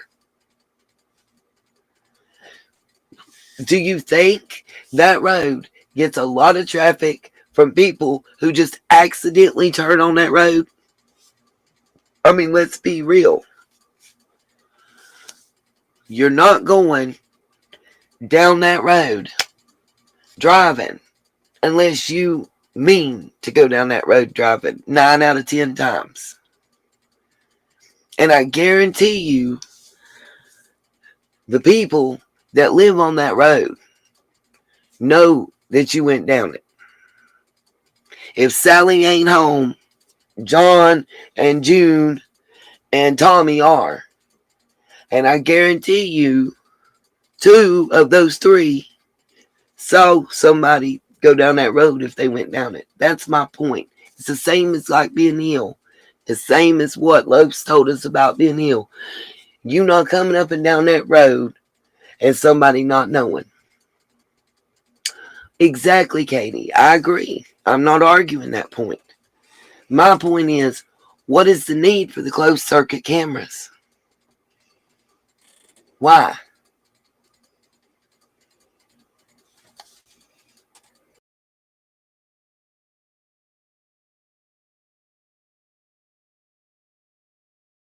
Summer Wells is missing. Where is she? Did Candace go down one of these back hollers before the call was made to report Summer missing? A lot of unknowns. Not going to give up. Keep bringing awareness to this case. We are Summer's Army. We care. We want answers. We want accountability. We want justice for Summer Wells. If you have any credible information about the whereabouts of Summer Wells, contact the Tennessee Bureau of Investigation.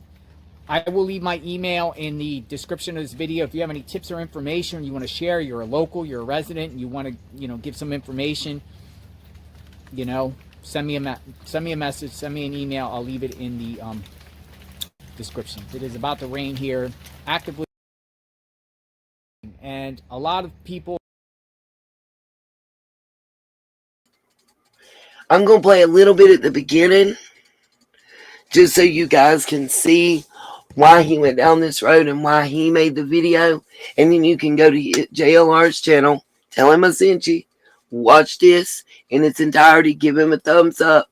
Because whether you agree with what he said or not, the footage that he's provided us is by far very, very important in Summer's case.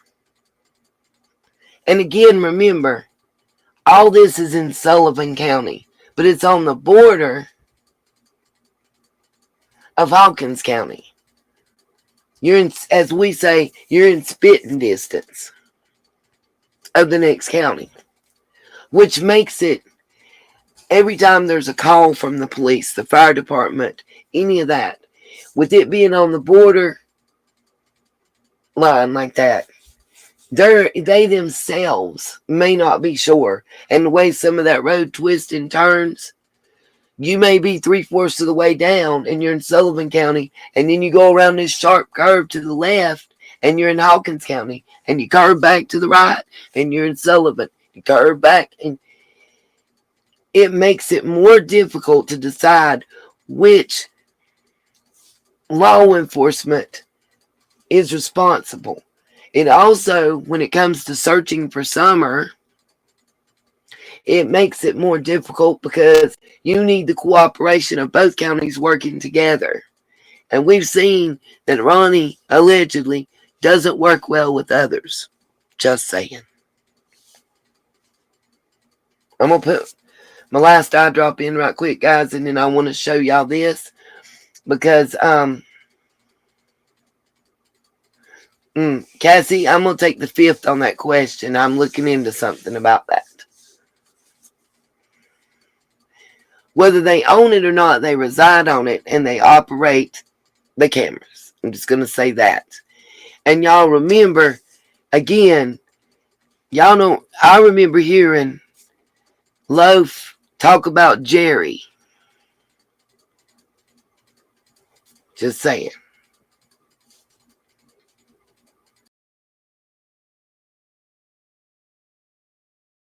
People think that Summer Wells is near the home of Don and Candace Wells. I've been making a lot of videos about this case, as you guys know. Follow my channel, subscribe, like, hit the notification button. I got a tip from an individual who told me they live on the next holler next to Ben Hill Road, Light Hollow Road. That is the next holler over, the next road over. And they sent me an interesting email, a tip, and let me know some interesting information. I want to share that with you now. Check this out.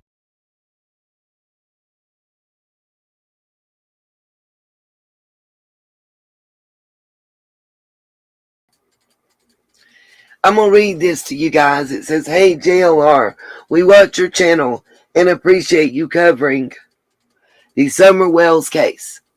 We live on Light Hollow Road. Candace was seen driving down our road around 3:45 on June 15th in a truck. TBI knows this information and has interviewed neighbors here. Our road goes to a dead end in the back. We hope and pray Summer is found soon.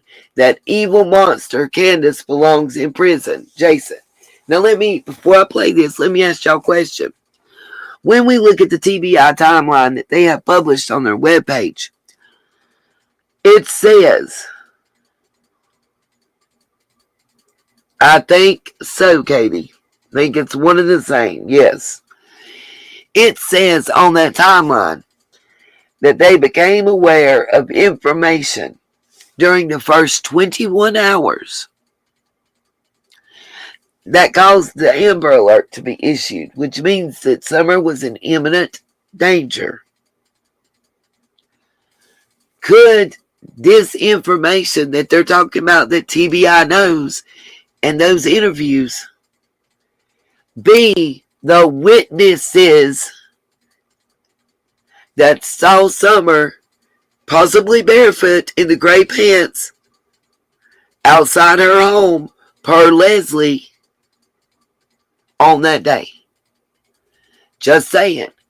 Because if it was Summer's parents, would they have called her parents or grandma witnesses? Or would they say the family? Like they stated the mom says in other instances. Just some thoughts and questions. Because sometimes going over things that we looked at originally without the knowledge that we now have, we look at things in a different viewpoint and see information and glean information that we didn't see that way. You know, we didn't know all we know now about that area and the high alleged rates of drug use and selling and trafficking, whatever you want to call it, allegedly. We didn't know about that.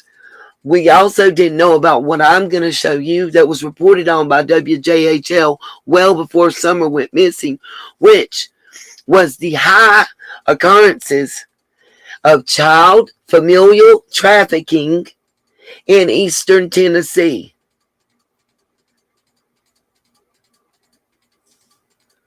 Among some other things.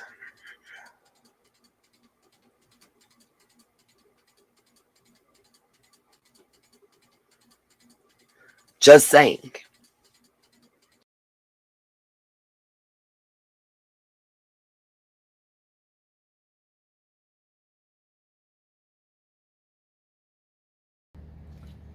So, was Candace on that road June 15th, 2021, the day Summer was reported missing? I made a video.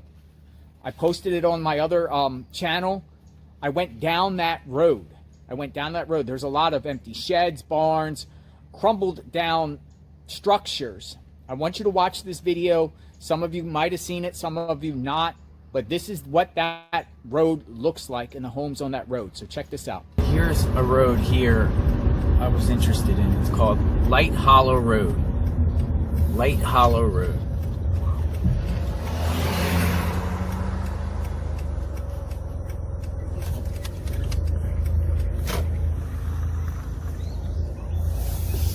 And this is right down the street from Don and Candace Wells. This is in Sullivan County.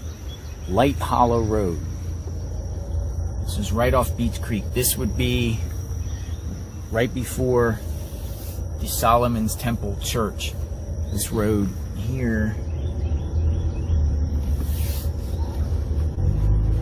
goes into the holler too. Is it possible if someone took Summer Wells off that property, Ben Hills Road, that they came one of these side roads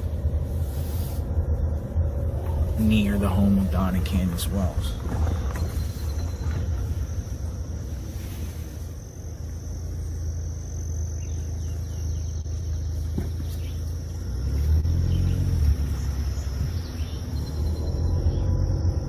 This is 1 year later, everyone. 1 year later.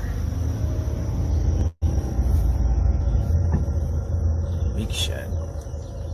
That shed.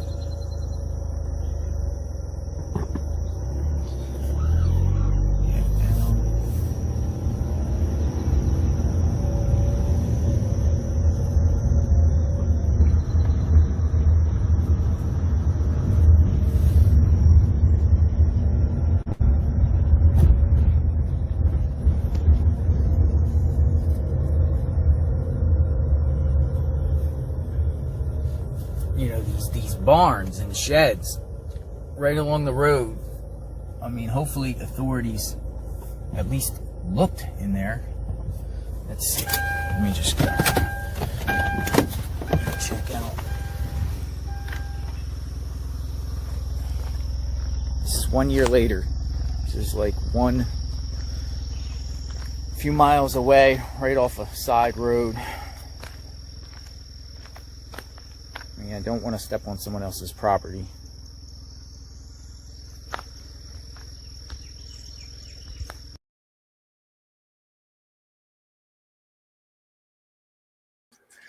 Okay, I'm going to switch to the next video at this point that I wanted to show y'all from WJHL News.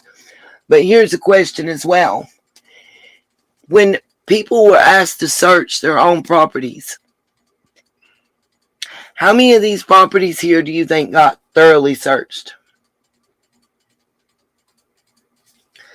It's 2.6 miles from the Wells residence. So yes, it is close. They do look like they're barely standing up. And by the way, allegedly, the Ring camera at the bottom of Ben Hill caught Candace coming off that road and back on 2 occasions prior to Summer being reported missing, allegedly searching and looking for Summer. She would have had time to go all the way to the end of that road and back. I'm just saying. The next thing, let me make sure I find the right article.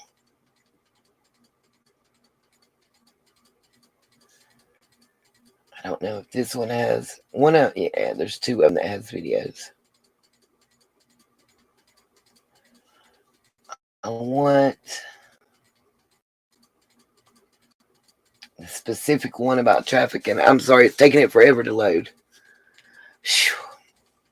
And let's not forget about the school bus driver who drove while high on suspected meth, police say.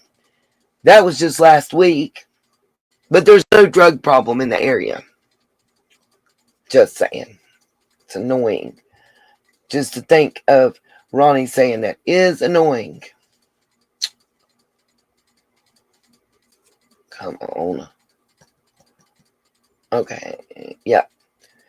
This is an article I'm about to show y'all the video of from September 1st, 2020 on WJHL. Just trying to get my share screen to work.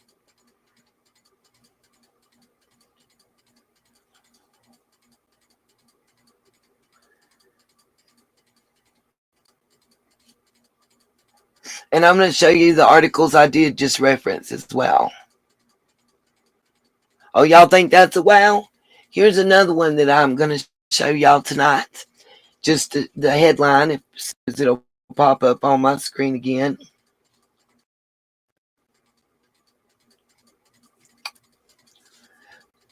Longtime Tennessee inmate, prison gang leader to serve life sentence for running meth ring behind prison walls.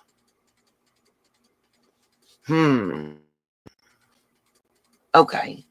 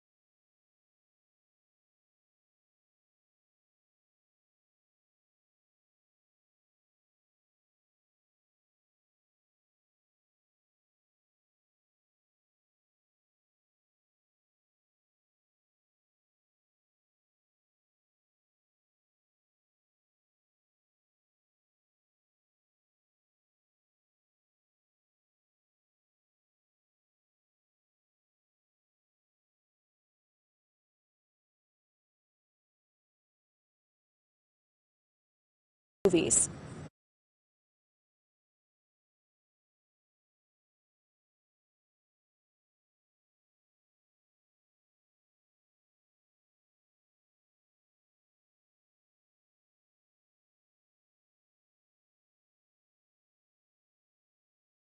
Story on WJHL.com listing some of those.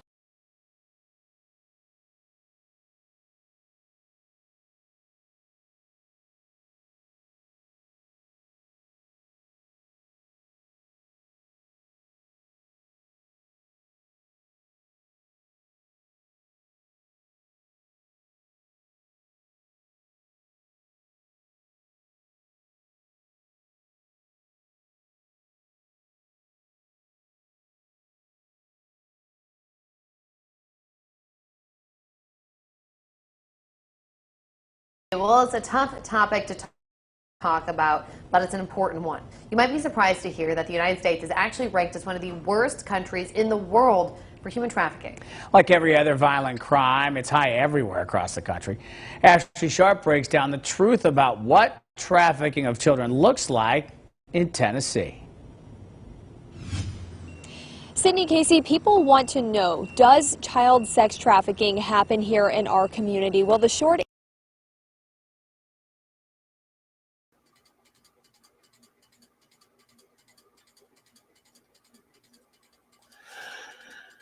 Hopefully, I'll get to show y'all these in articles and videos before I get knocked off again. I don't know exactly what happened. I lost control of my mouse. It locked up in places it would not. Here we go. If y'all can hear me, it's saying my system UI isn't responding.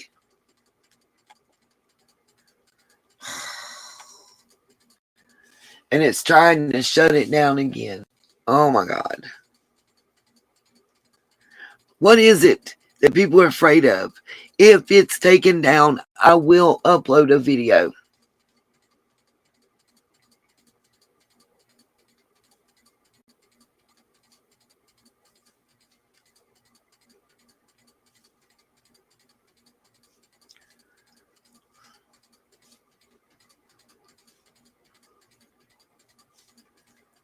answer is yes, it happens everywhere. But with trafficking, it's a lot more than meets the eye, and it's much more than what you see on social media and in the movies.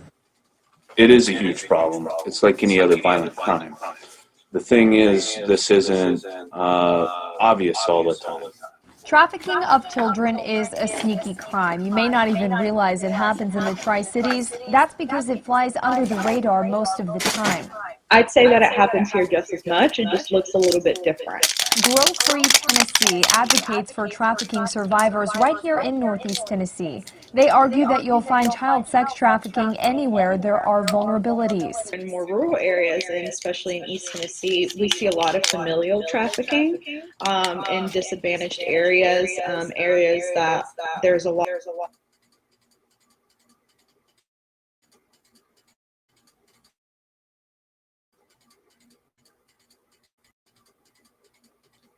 This, I think, is specifically what they don't want us to hear. This is what I was talking about earlier. Pay very close attention to this.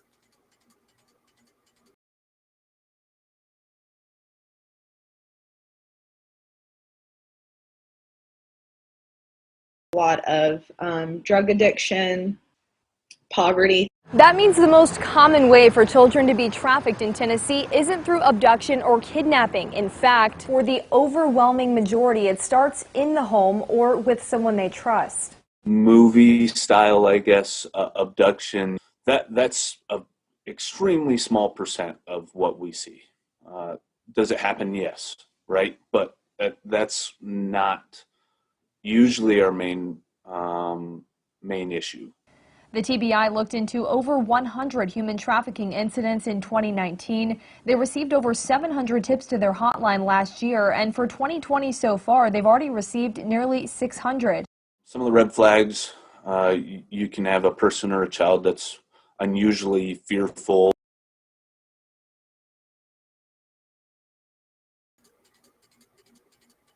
Notice those stats.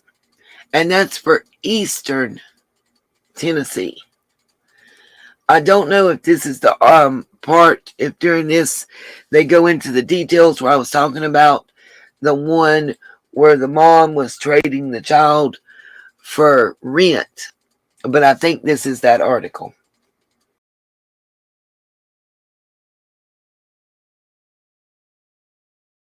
Or anxious or submissive. They're obviously being monitored or controlled or almost guarded by someone else. Child sex trafficking is defined as soliciting a minor for sex, but there has to be a commercial gain, meaning money is being made off the child. In Tennessee, human trafficking is the second fastest growing criminal industry, right behind drug trafficking. Across the country, every 2 minutes, a child is bought or sold for sex. If they have some kind of vulnerability that a trafficker is able to take advantage of, they can very easily fall into that life. Grow Free Tennessee says with a lot of misinformation and conspiracy about child trafficking spreading online, the focus needs to shift to the real problem. Because you'll never be able to stop it if you don't know what you're actually looking for.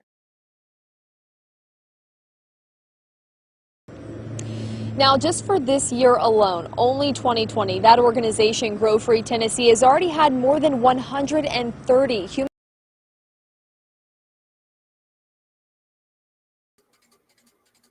Bingo, Lisa, bingo. How? When she wasn't getting WIC, she wasn't getting food stamps, she wasn't getting assistance. That's already been well established and discussed throughout this case.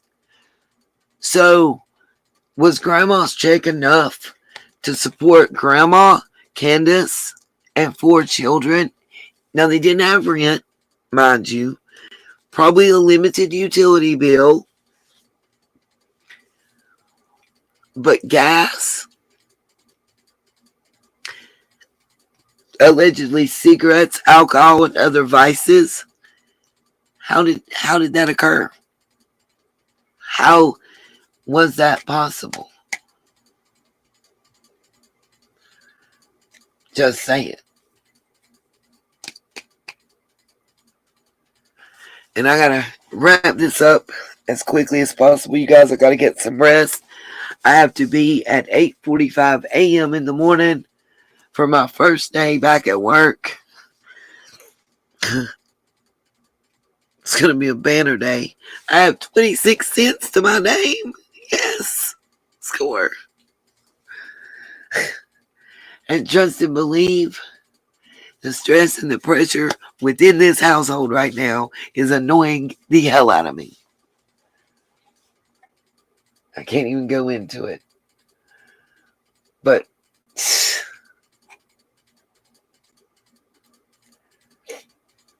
I don't know how I'm going to get back up the mountain. And she just doesn't give a damn because she wants, I can't even talk. I'm so pissed off.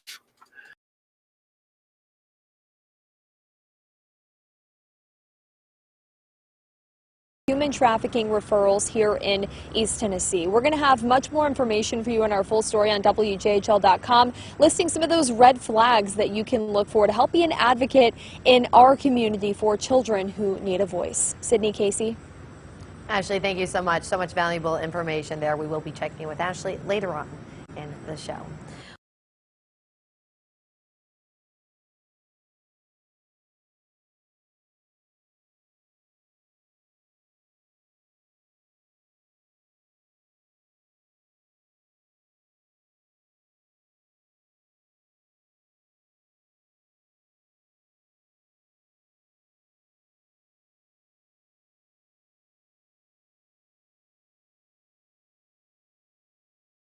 Everybody in my house knows how to ride a bike except me.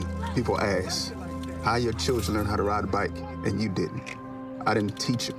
I just created an environment where they taught themselves, and all I had to do was be there.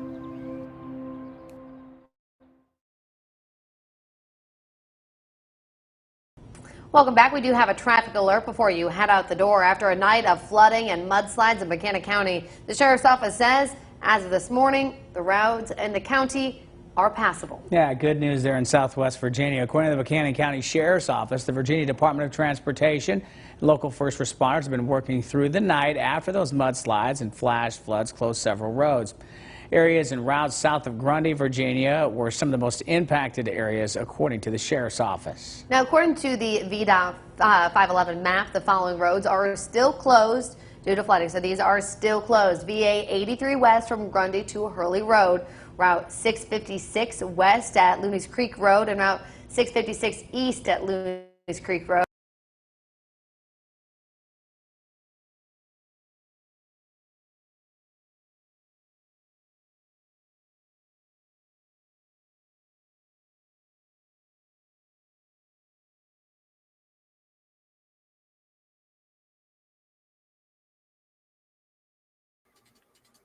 September, they probably have, but maybe they put it in someone else's hands who has made 3 trips while I made 15.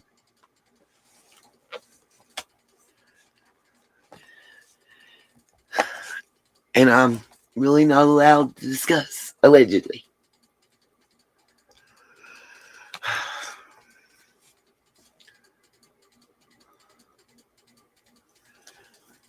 I don't know if y'all talking about me or what's going on the camera, but know that if you're talking about Candace and Dawn, allegedly, they didn't start attending that church. Number one, they weren't. There's 2 types of members. There's the ones that just come in and are there for whatever reasons and are not true members.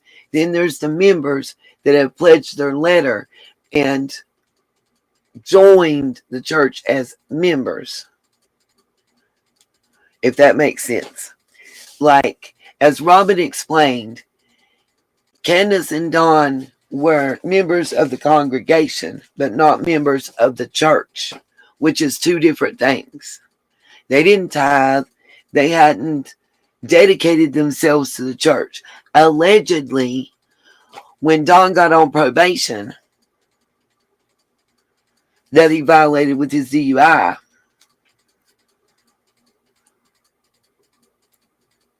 part of his probation was community service, which was done with the church. If that makes any sense to anybody. So I'm guessing that in the back of their mind, they may have somewhat felt that there were ulterior motives for their attendance, and maybe they wanted to see that once the requirement, that once the requirement was met for the community service, that they were going to continue to attend the church.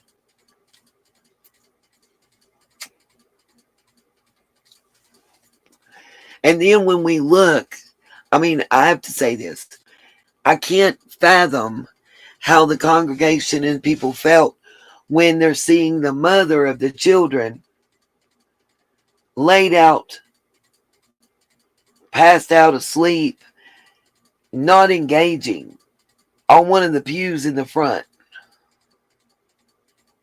Yes, Candace was getting help from various churches.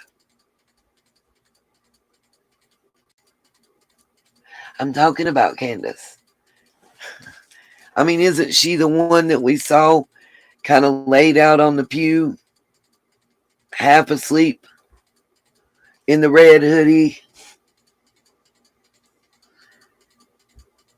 disengaged?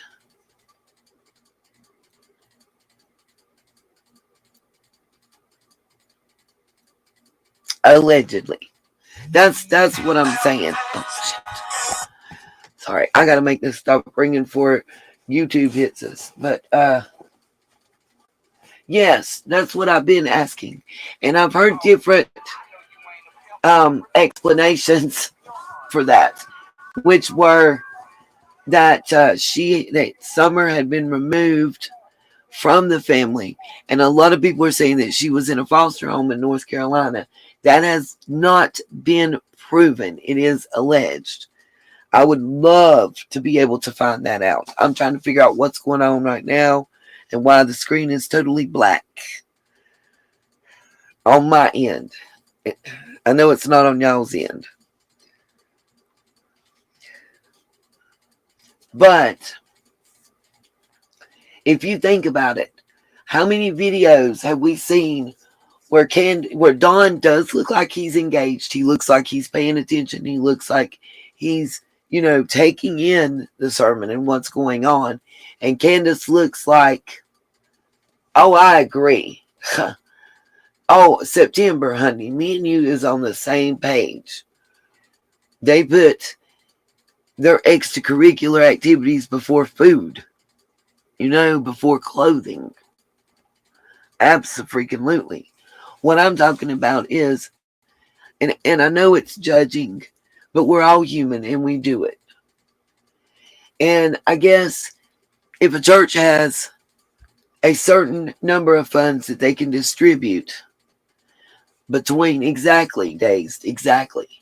And that was total addict behavior, like I was speaking about earlier. But if they have, a set amount of dollars that they can distribute between the parishioners,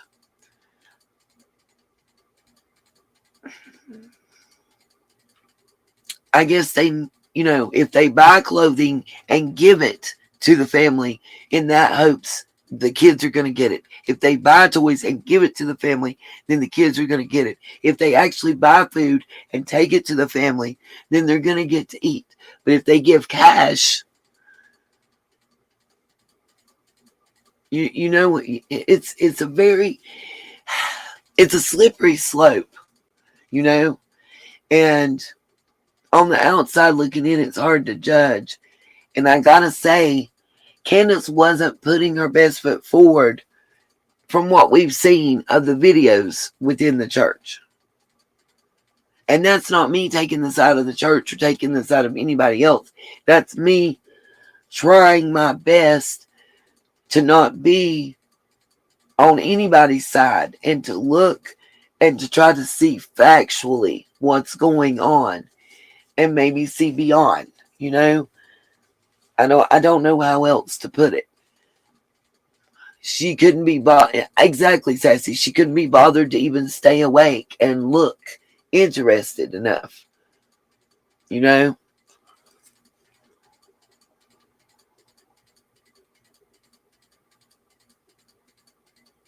Right, and that's what I'm saying, September.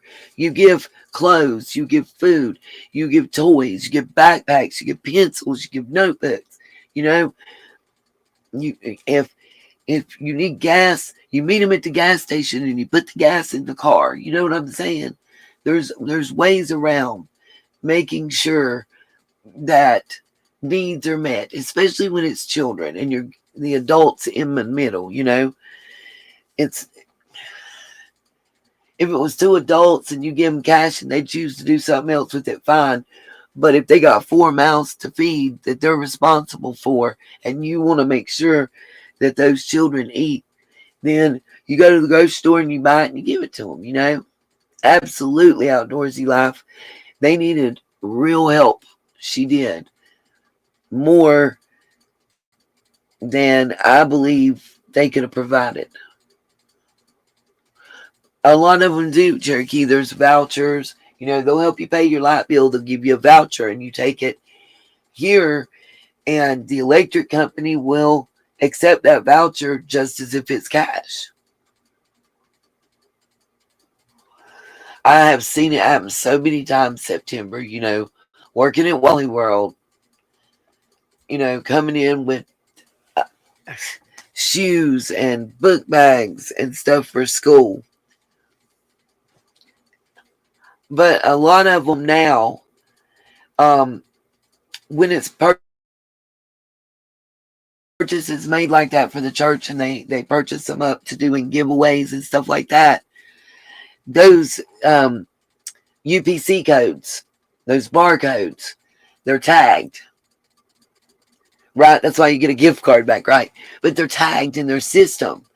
And when they scan it, Like Walmart's computer will come up and it'll show that it was a bulk purchase made by the LDS church of that town, or made by the Catawba River Baptist Society, or whatever. And at that point, they can refuse to do an exchange or refund. Now, if it's an exchange due to size, like if you want the exact same dress, but you need a smaller or larger size, that's different. Yes, actually, just roll with it. I have that. I have some information about that, and it was sold at like a flea market. It's there used to be this company called ABC Distributors, and you could buy things like that for, like, if you bought it in bulk, you were buying for somewhere between 75 cents and like $1.25 for a queen size quilt, and turn around and sell it for $10. She was selling jewelry, she was selling toys, she was selling brand new bedding, and more than likely that bedding was gotten at a Christmas giveaway for those kids. Yes, they can, September. Over a certain dollar amount, you get 3 times in a lifetime at most major retailers. And if you don't have an ID or driver's license because you know you've exceeded that, they will do store credit and such like that. I've seen people get those. Let me tell you how smart an addict can be. When I was working for AP at Walmart, I watched this one girl that we had a file on that was probably close to 4 inches thick, that manila folder. She got a Walmart gift card that had right at $40 on it. She was trying to sell it. First, she got caught at the register trying to ask people that were paying, are you paying with cash or card? And if they told her cash, she was asking, if your total is $25, you give me $20 cash and I'll use my gift card to pay for it. She was out in the parking lot after she got told she couldn't do that by security and asked to leave. She was out in the parking lot trying to sell that card that had $30 on it for $15 cash. Just like I've seen people do at gas stations with gas cards. Stand at the pump and ask somebody, are you paying with cash or card? And if they say cash, the person says, well, can you pay me your cash and let me swipe my card? Sure enough, watched it happen. You would be amazed at the ingenuity. And then if you could apply that in the workforce,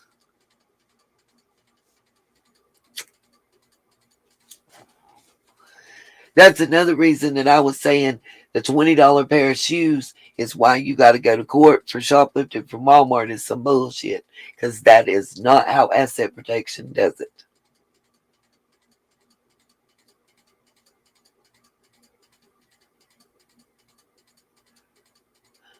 What, Smiley? Really? Do they not know they're on camera for that transaction? I would not advise you to do that with that card at most of your major grocery retailers because they will crack down and catch you. You are on camera for that transaction, and you better not be on camera using someone else's card. Real talk.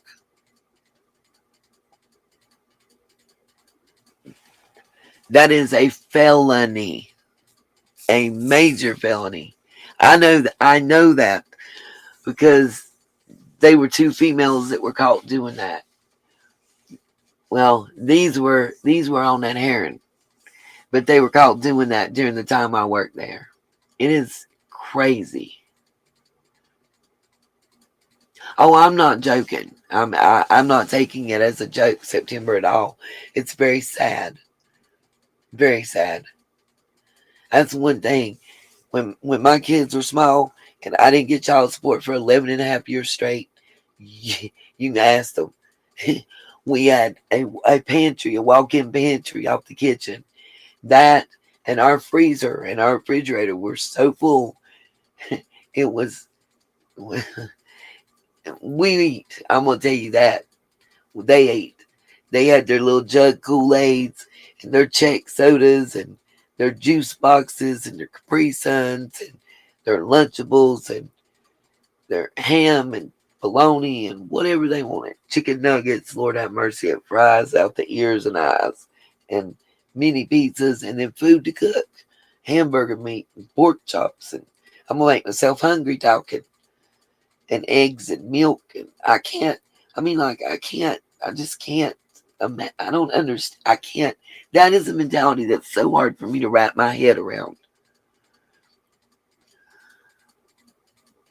Yes, you could be denied assistance for life. Absolutely.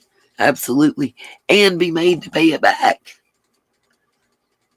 And it is a felony for each time. I don't know about each item, but I know each transaction.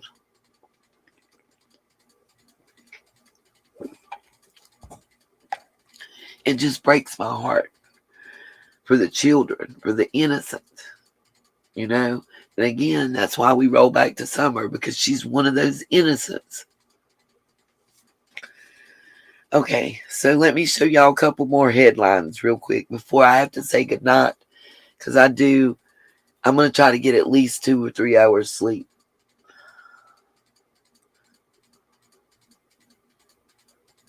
Oh, I bet they was sassy. I bet you gave them what for. I can just imagine. I bet everybody around knew too, because I can imagine Miss Sassy didn't pull no punches and did not hold that tongue, and I don't blame you.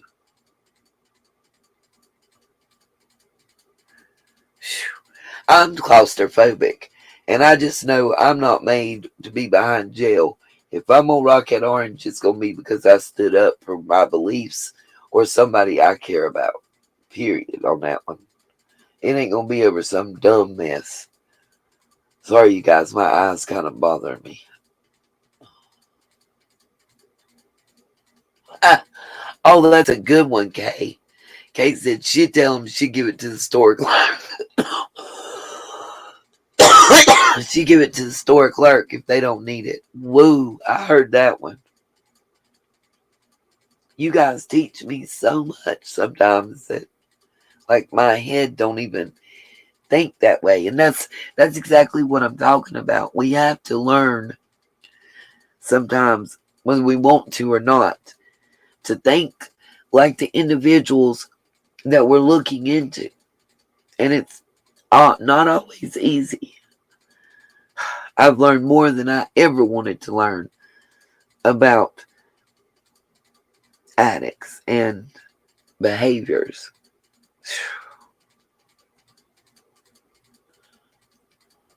And unfortunately, that case in Georgia,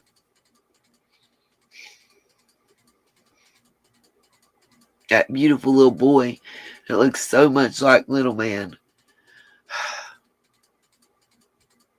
Oh, it just makes me sick. You know, even if they're innocent, the actions right now were just appalling by the mom and the grandmother.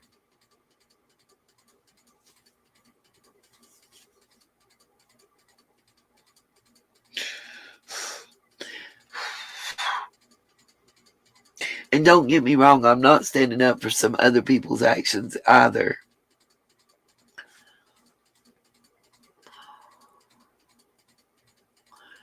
But two wrongs don't make it right. And the actions, like, your kid is there and you're out partying and getting drunk and playing music and partying in your backyard, and you don't know where your child is. Who in the hell does that? Who does that?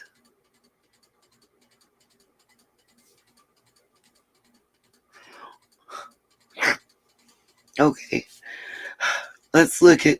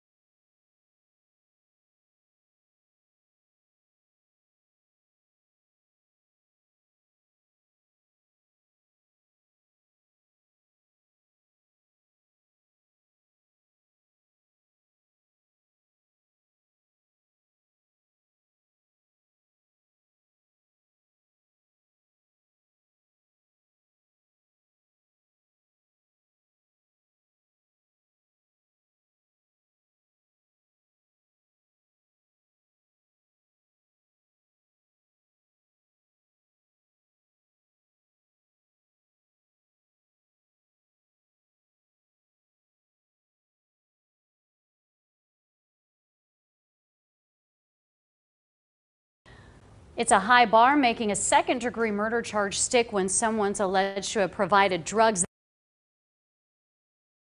that led to a fatal overdose. But Tennessee law allows it, and Sullivan County's District Attorney General told News Channel 11 his office does pursue such charges more frequently. Barry Staub has talked to us for our ongoing series on the rise in fatal overdoses. Now his office is working such a case against Wanda Ward. Police say Ward confessed to providing heroin thought to have killed 45-year-old Brian Morrison last week.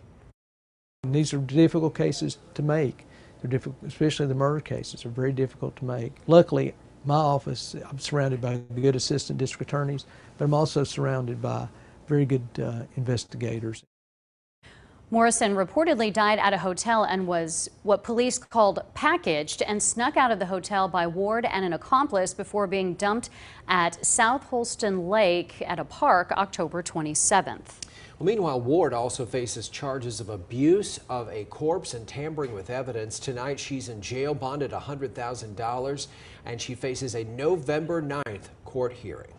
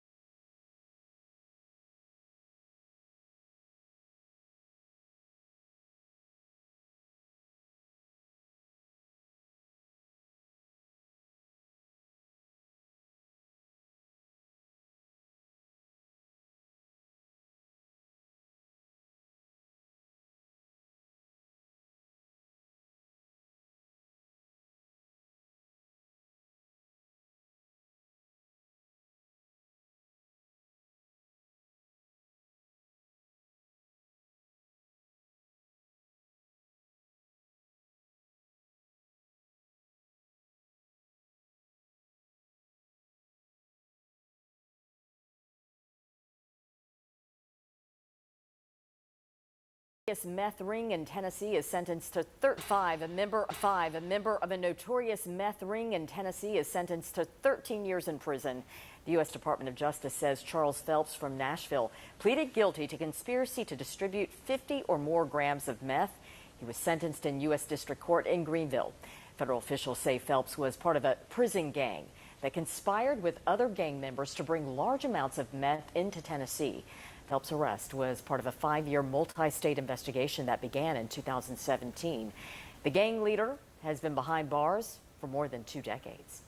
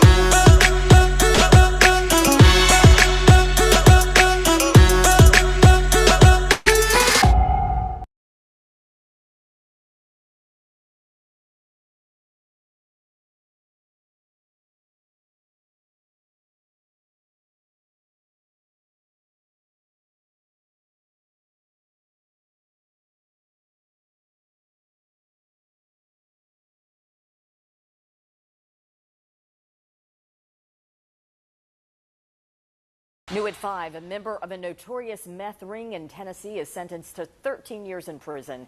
The U.S. Department of Justice says Charles Phelps from Nashville pleaded guilty to conspiracy to distribute 50 or more grams of meth. He was sentenced in U.S. District Court in Greenville. Federal officials say Phelps was part of a prison gang that conspired with other gang members to bring large amounts of meth into Tennessee. Phelps' arrest was part of a 5-year multi-state investigation that began in 2017. The gang leader has been behind bars for more than 2 decades.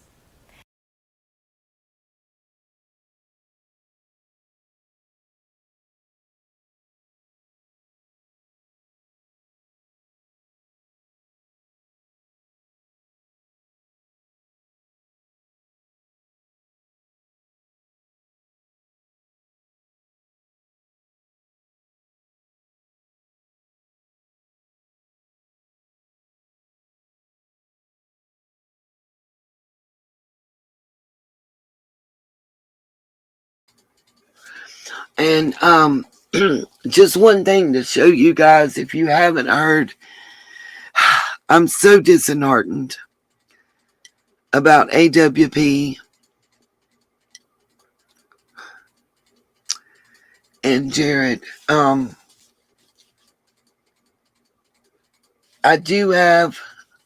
don't know if you guys have seen it or not. But I do have a little bit of information there as well. The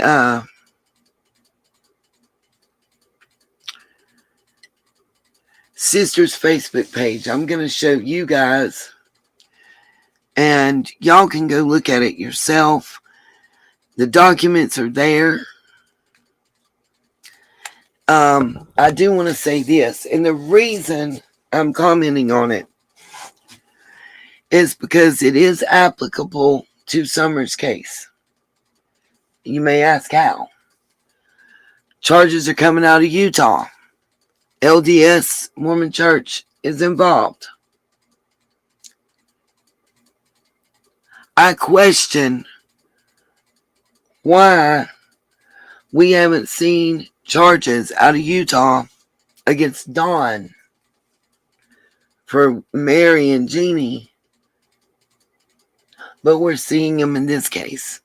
I can't help but question that. I don't know what you guys think or feel.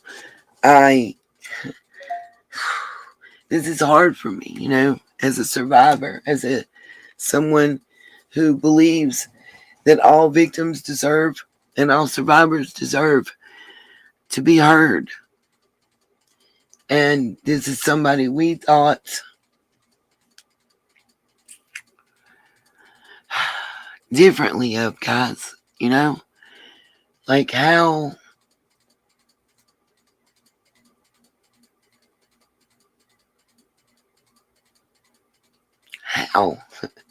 are we supposed to feel, what are we supposed to think? If these allegations are true, does it negate the good deeds? Does it change the good that has been done? And if they're true, do the good deeds make those acts any less egregious? It's hard. It's hard. But I do believe every survivor and every victim deserves to be heard.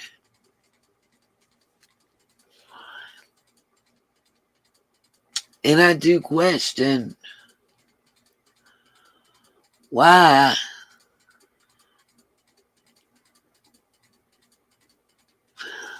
has the hearing date been set and things move so quickly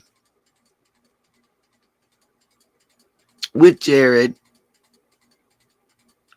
and allegedly a total of 7 women came forward against Dawn, and we still see no movement there. Absolutely, September, and I'm right there with you. As much as I bring things to you guys and I give honest opinions and thoughts,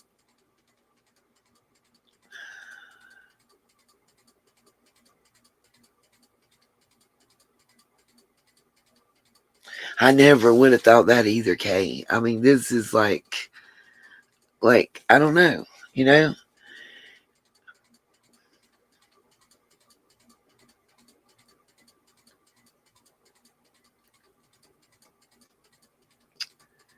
Well, the documents are real. The case is real. There is a November 30th court date. There has been a probable cause filed. The district attorney is going forward with the charges in Jared's case. And my question is, why not Dawn? As I can tell from everything that I've been able to glean in Jared's case, there's the sister and the cousin. And Dawn's case is Utah, not Eugene, Utah, Ogden, Utah, but Utah. And there's 7 women, allegedly. So it's not that I'm surprised, Katie. It's my question is, no, they are not brothers, Mama. They're not related that way at all. My question is about the surprise. My surprise is that according to what Chris McDonough and Mary and Jeannie and all have told us, there are a total of 7 women.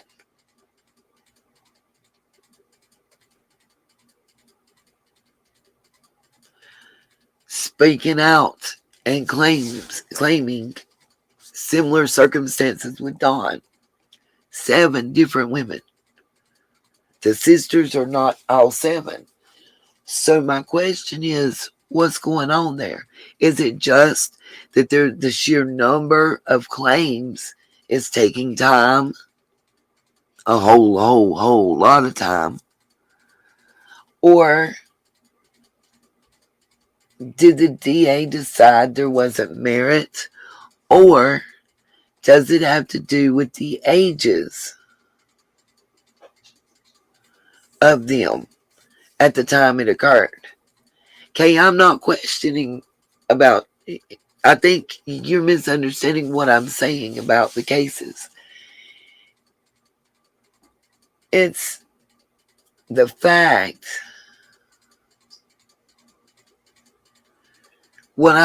all I'm saying that I need everybody to hear me out is the allegations that have come forward against Dawn from the stepsisters and 5 other women have been brought to the district attorneys way longer than the allegations in Jared's case, with fewer people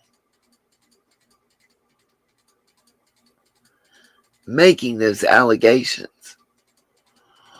I'm wondering, you've got 2 people with Jared and the case moving forward and a date set. And over here, we have 7 women, allegedly, making allegations, and the case stalled. Why? That's my question. Why? What is different? I mean, why exactly, Sassy? Why is Don not had a court date? Why is he not having to answer to the allegations? Is my wonder is, and I've worried about this since early on when these allegations came to fruition, and I've spoken on it before.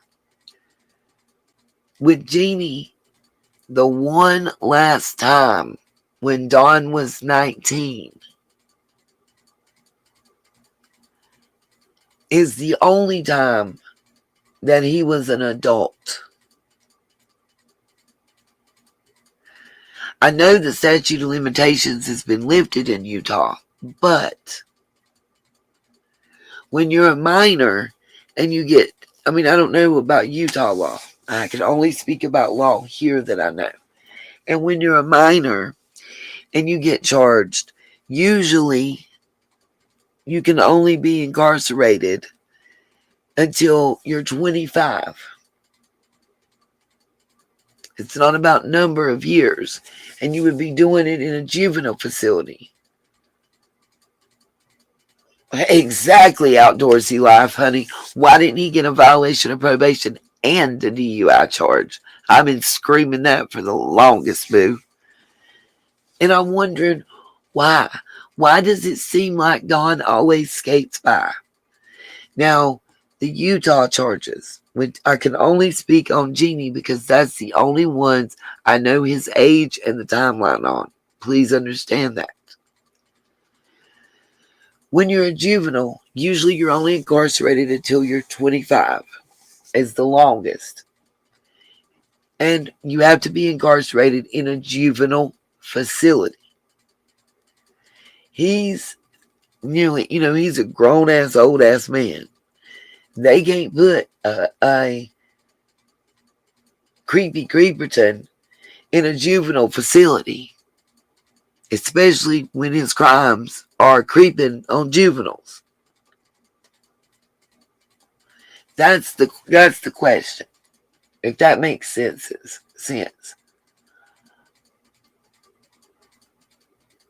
I'm just wondering, just like with Summer's case, why is there no fucking movement? Why does it seem like Don gets a slap on the hand? I mean, you mentioned the DUI charge. Here's another one. The gun charge. He was a convicted felon. That is a mandatory minimum of 5 years. He wiggled out of that shit. He ran. U.S. Marshals had to come to Tennessee and take him back. His entire life, it seems like he's got a little spanking and kept it pushing.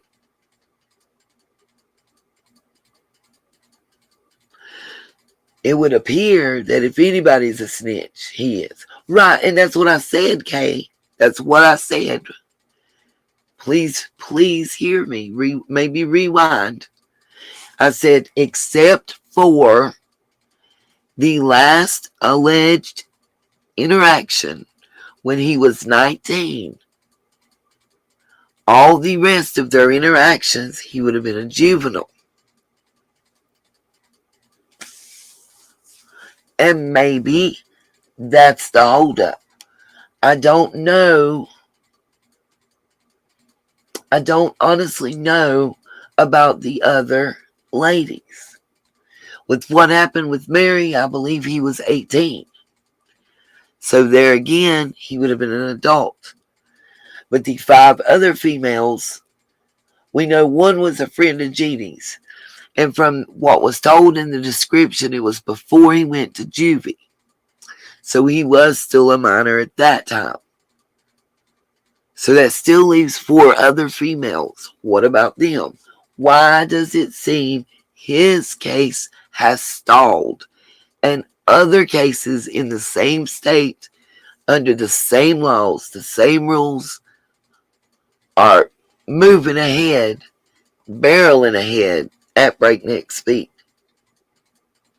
That's my question. That's what I don't understand.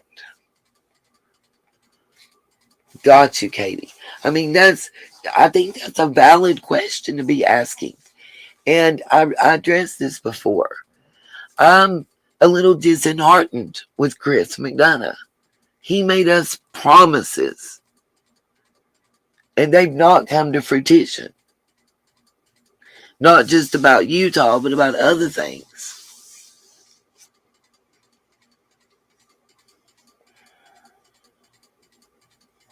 I mean, Jeannie and Mary have spoken out, and they've went through a lot of shit and a lot of hell for it.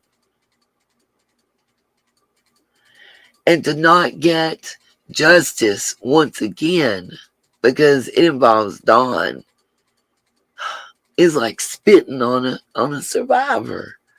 And I got a problem with that.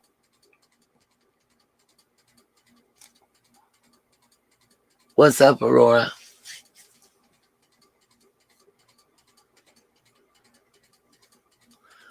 I just think that that's really shitty. I don't know any other way to put it. And people wonder why victims of SA, victims of CP, victims of domestic, why they don't come forward, why they wait. They don't get justice. That's why. They don't get justice. They get drugged through the mud. They get painted to be a Flusy and a POS and whatever else can be painted. At 5 years old, they wanted it. They were asking for it. There's a local case. I don't even know if I can say it without breaking down, that I was looking into, and it was a grown man with a 3-month-old that was asking for it. Same shit Don said. Egging it on. A 3-month-old. That motherfucker spent less than 2 years in a mental hospital and was out on the street. I say was. Because karma, God don't like ugly. And he took care of that justice. And maybe that's what's going to happen. I don't know. I don't see the future. But it takes a sick motherfucker. A nasty. Maybe you can't get a real woman. Maybe that's why you got to go to a child. I don't know. But I don't understand it. And that's a mindset and a mentality that I can never wrap my head around and get into while I'm looking at this. And if that is an impediment in looking into missing children's cases, I'm sorry, but that's what I'll have to keep because I can't. It makes me sick to the point of throwing up.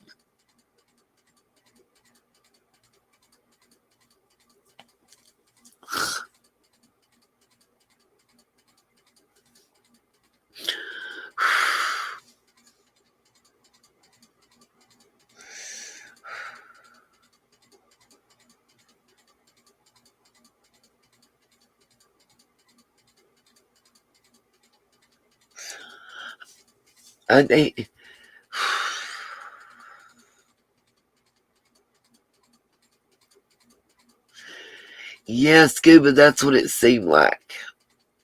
Let me just show y'all. Y'all want to look at it for yourself and make your own choice and own decision, as I always encourage. Let me just share this with you. It's been shared on other YouTube channels. It's been taken from friends only to public. So that's why I feel comfortable showing this, okay? It does me too, September. I would have done more time in jail for jaywalking than Don has done for his crimes. And I don't understand. Like, maybe you can't prove, but you know. So why not hit him with everything? Even failure to properly dispose of a damn refrigerator. And where is the couch? Jose spoke about the couch. And where is Jose really? Give me a 7 in the chat right now if you really believe Jose passed away. Give me an 8 if you think it's some lies and bullshit and smoke and mirrors.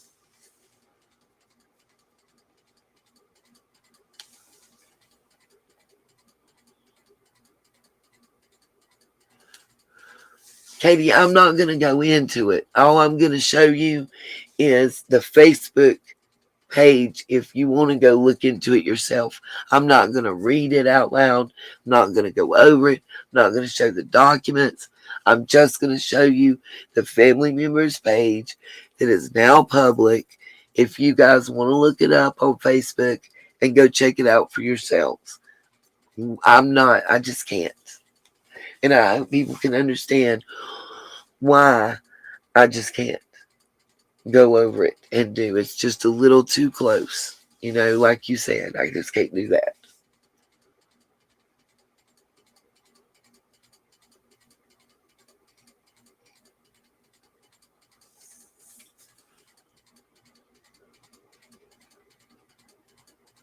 Yes, now I know about Leslie Hill.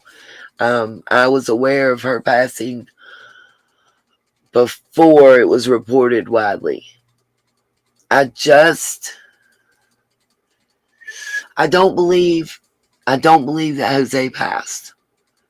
If you go look at the obituary that was put up for him, and it's just several other things. And yes, a lot of people involved in this case have passed, and he's the only one that has allegedly passed on that I don't fully believe he has. It was just too convenient at that moment in time.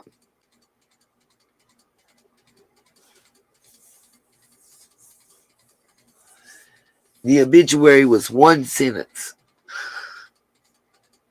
and that was it. I agree with you, Dazed. We do agree fully. I mean, I have never seen an obituary that didn't pay some kind of tribute to that person's life in some fashion.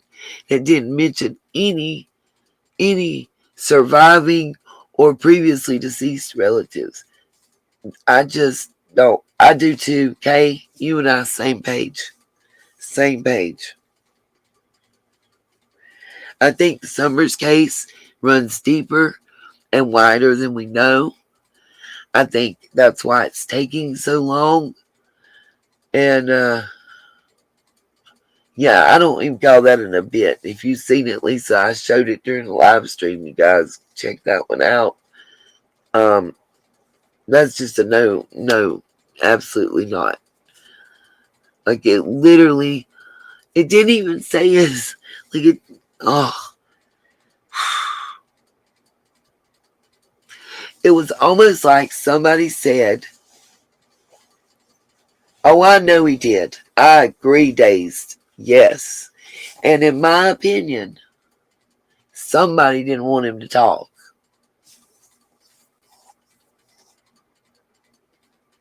Okay, I did not notice it behind the trees. Thank you, Aurora. Thank you, Aurora. I appreciate that because I did not see it after it was on the back porch.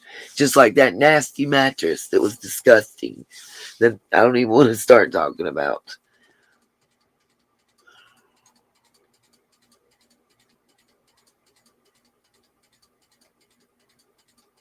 Oh, yes. September, I've discussed that. There is another Jose related to Ben Hill residents that I believe Fred, when he was doing the interview, was confused between the two. I think he was thinking of the Jose that is the son-in-law to someone that owns quite a large amount of property on the Ben Hill area. I think that is the Jose that Fred was thinking of when he gave that interview and said that Jose was there at the time, around the time that Summer went missing.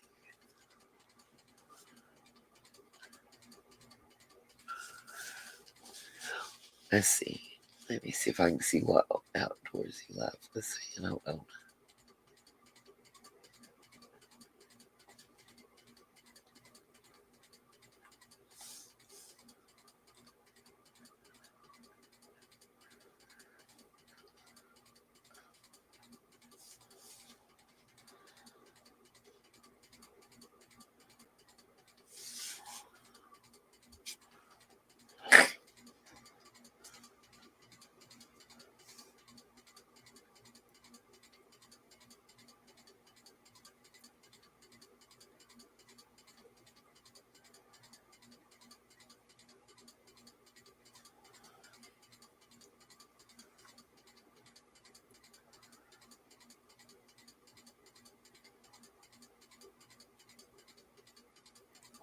Oh, and just FYI, the bones with the imaging from the company that was reported on by Skyline News.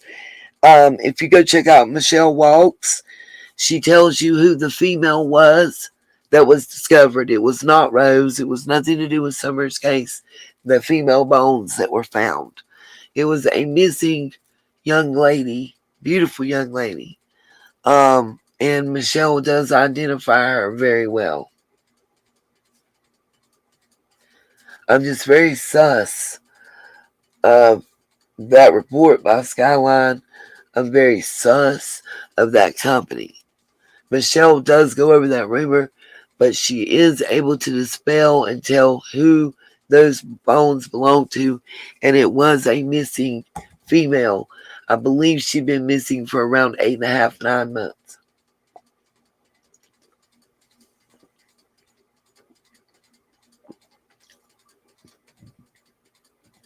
Yeah, Katie, very. They definitely won't reply to emails, Facebook messages, none of that. I don't know how they get tips for stories.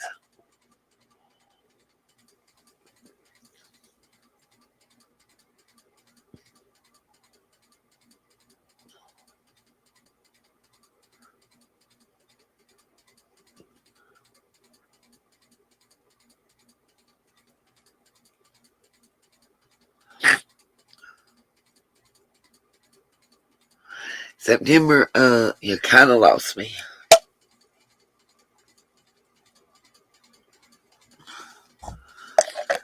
Not trying to be funny, maybe I'm tired and not getting it, honey. I'm sorry. That's right. Go over to Michelle Walks and tell her Nita sent you. But definitely check out that video. It was about, she did it, I'm trying to think, yesterday morning, I believe is when she put it out. And it might have been on the Michelle After Dark channel.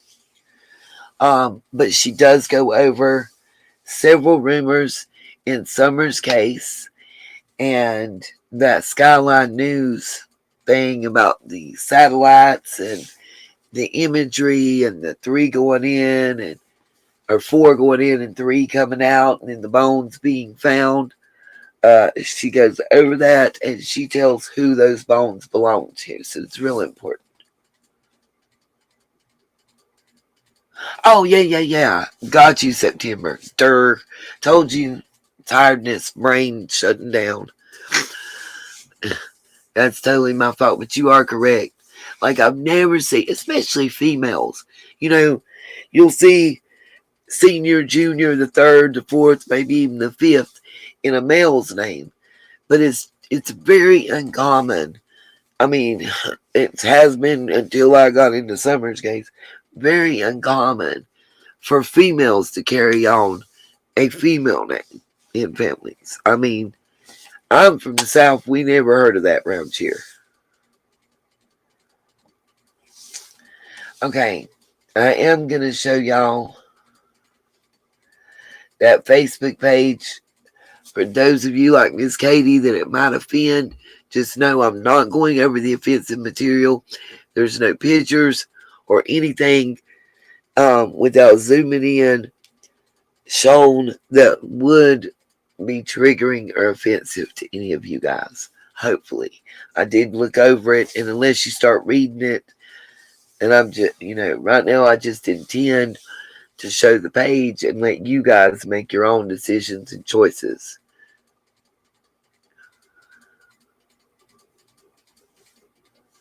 Why do I think Don is in Utah? Because I think he ran to Daddy as he always does.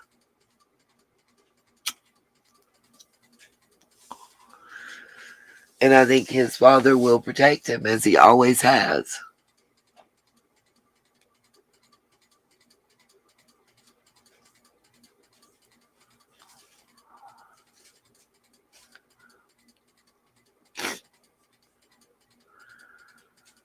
Why all of a sudden, days before he was due to get out, did Candace go back to that house?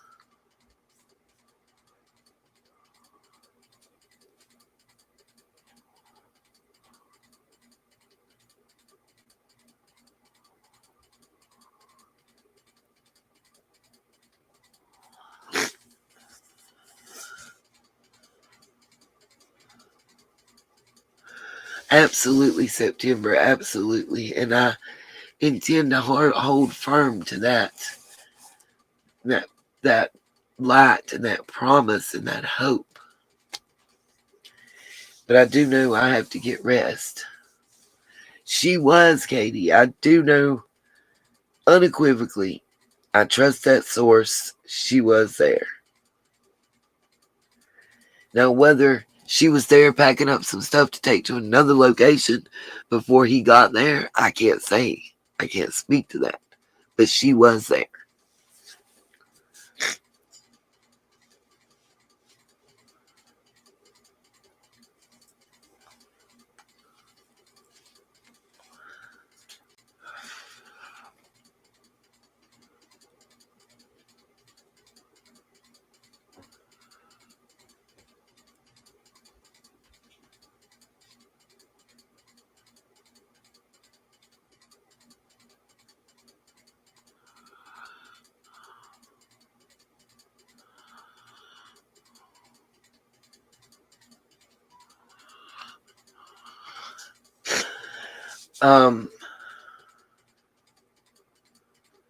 Thank you, Smiley. Maybe, Katie. They may be disappearing together. Allegedly, Grandis is in Georgia. I have had no confirmation of that. And I've had no confirmation of friend or family in Georgia that Grandma would be going to see or stay with. So I don't know. Unless there's a Georgia, Illinois, which I never even thought until right now to look. Just FYI, this is the sister that's making those allegations against Jared. If you guys want to look into it, she has copies of all the documents that are affiliated with the court. If you don't want to see hers and don't believe hers, you can pay, I think it's $5 and some change per page and get them yourself if you're interested. I can't engage in this. I'm just letting y'all know. At this point right now, I just can't. It is the authentic Facebook page.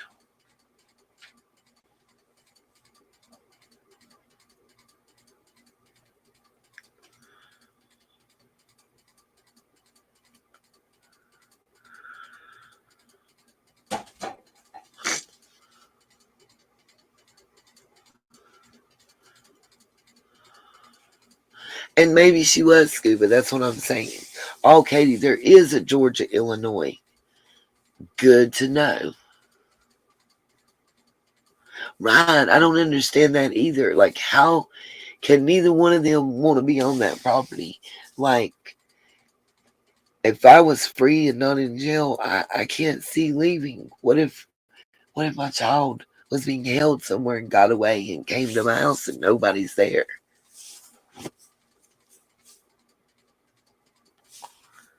I'm going to look into the Georgia, Illinois. Makes sense, Miss Katie. I know you did.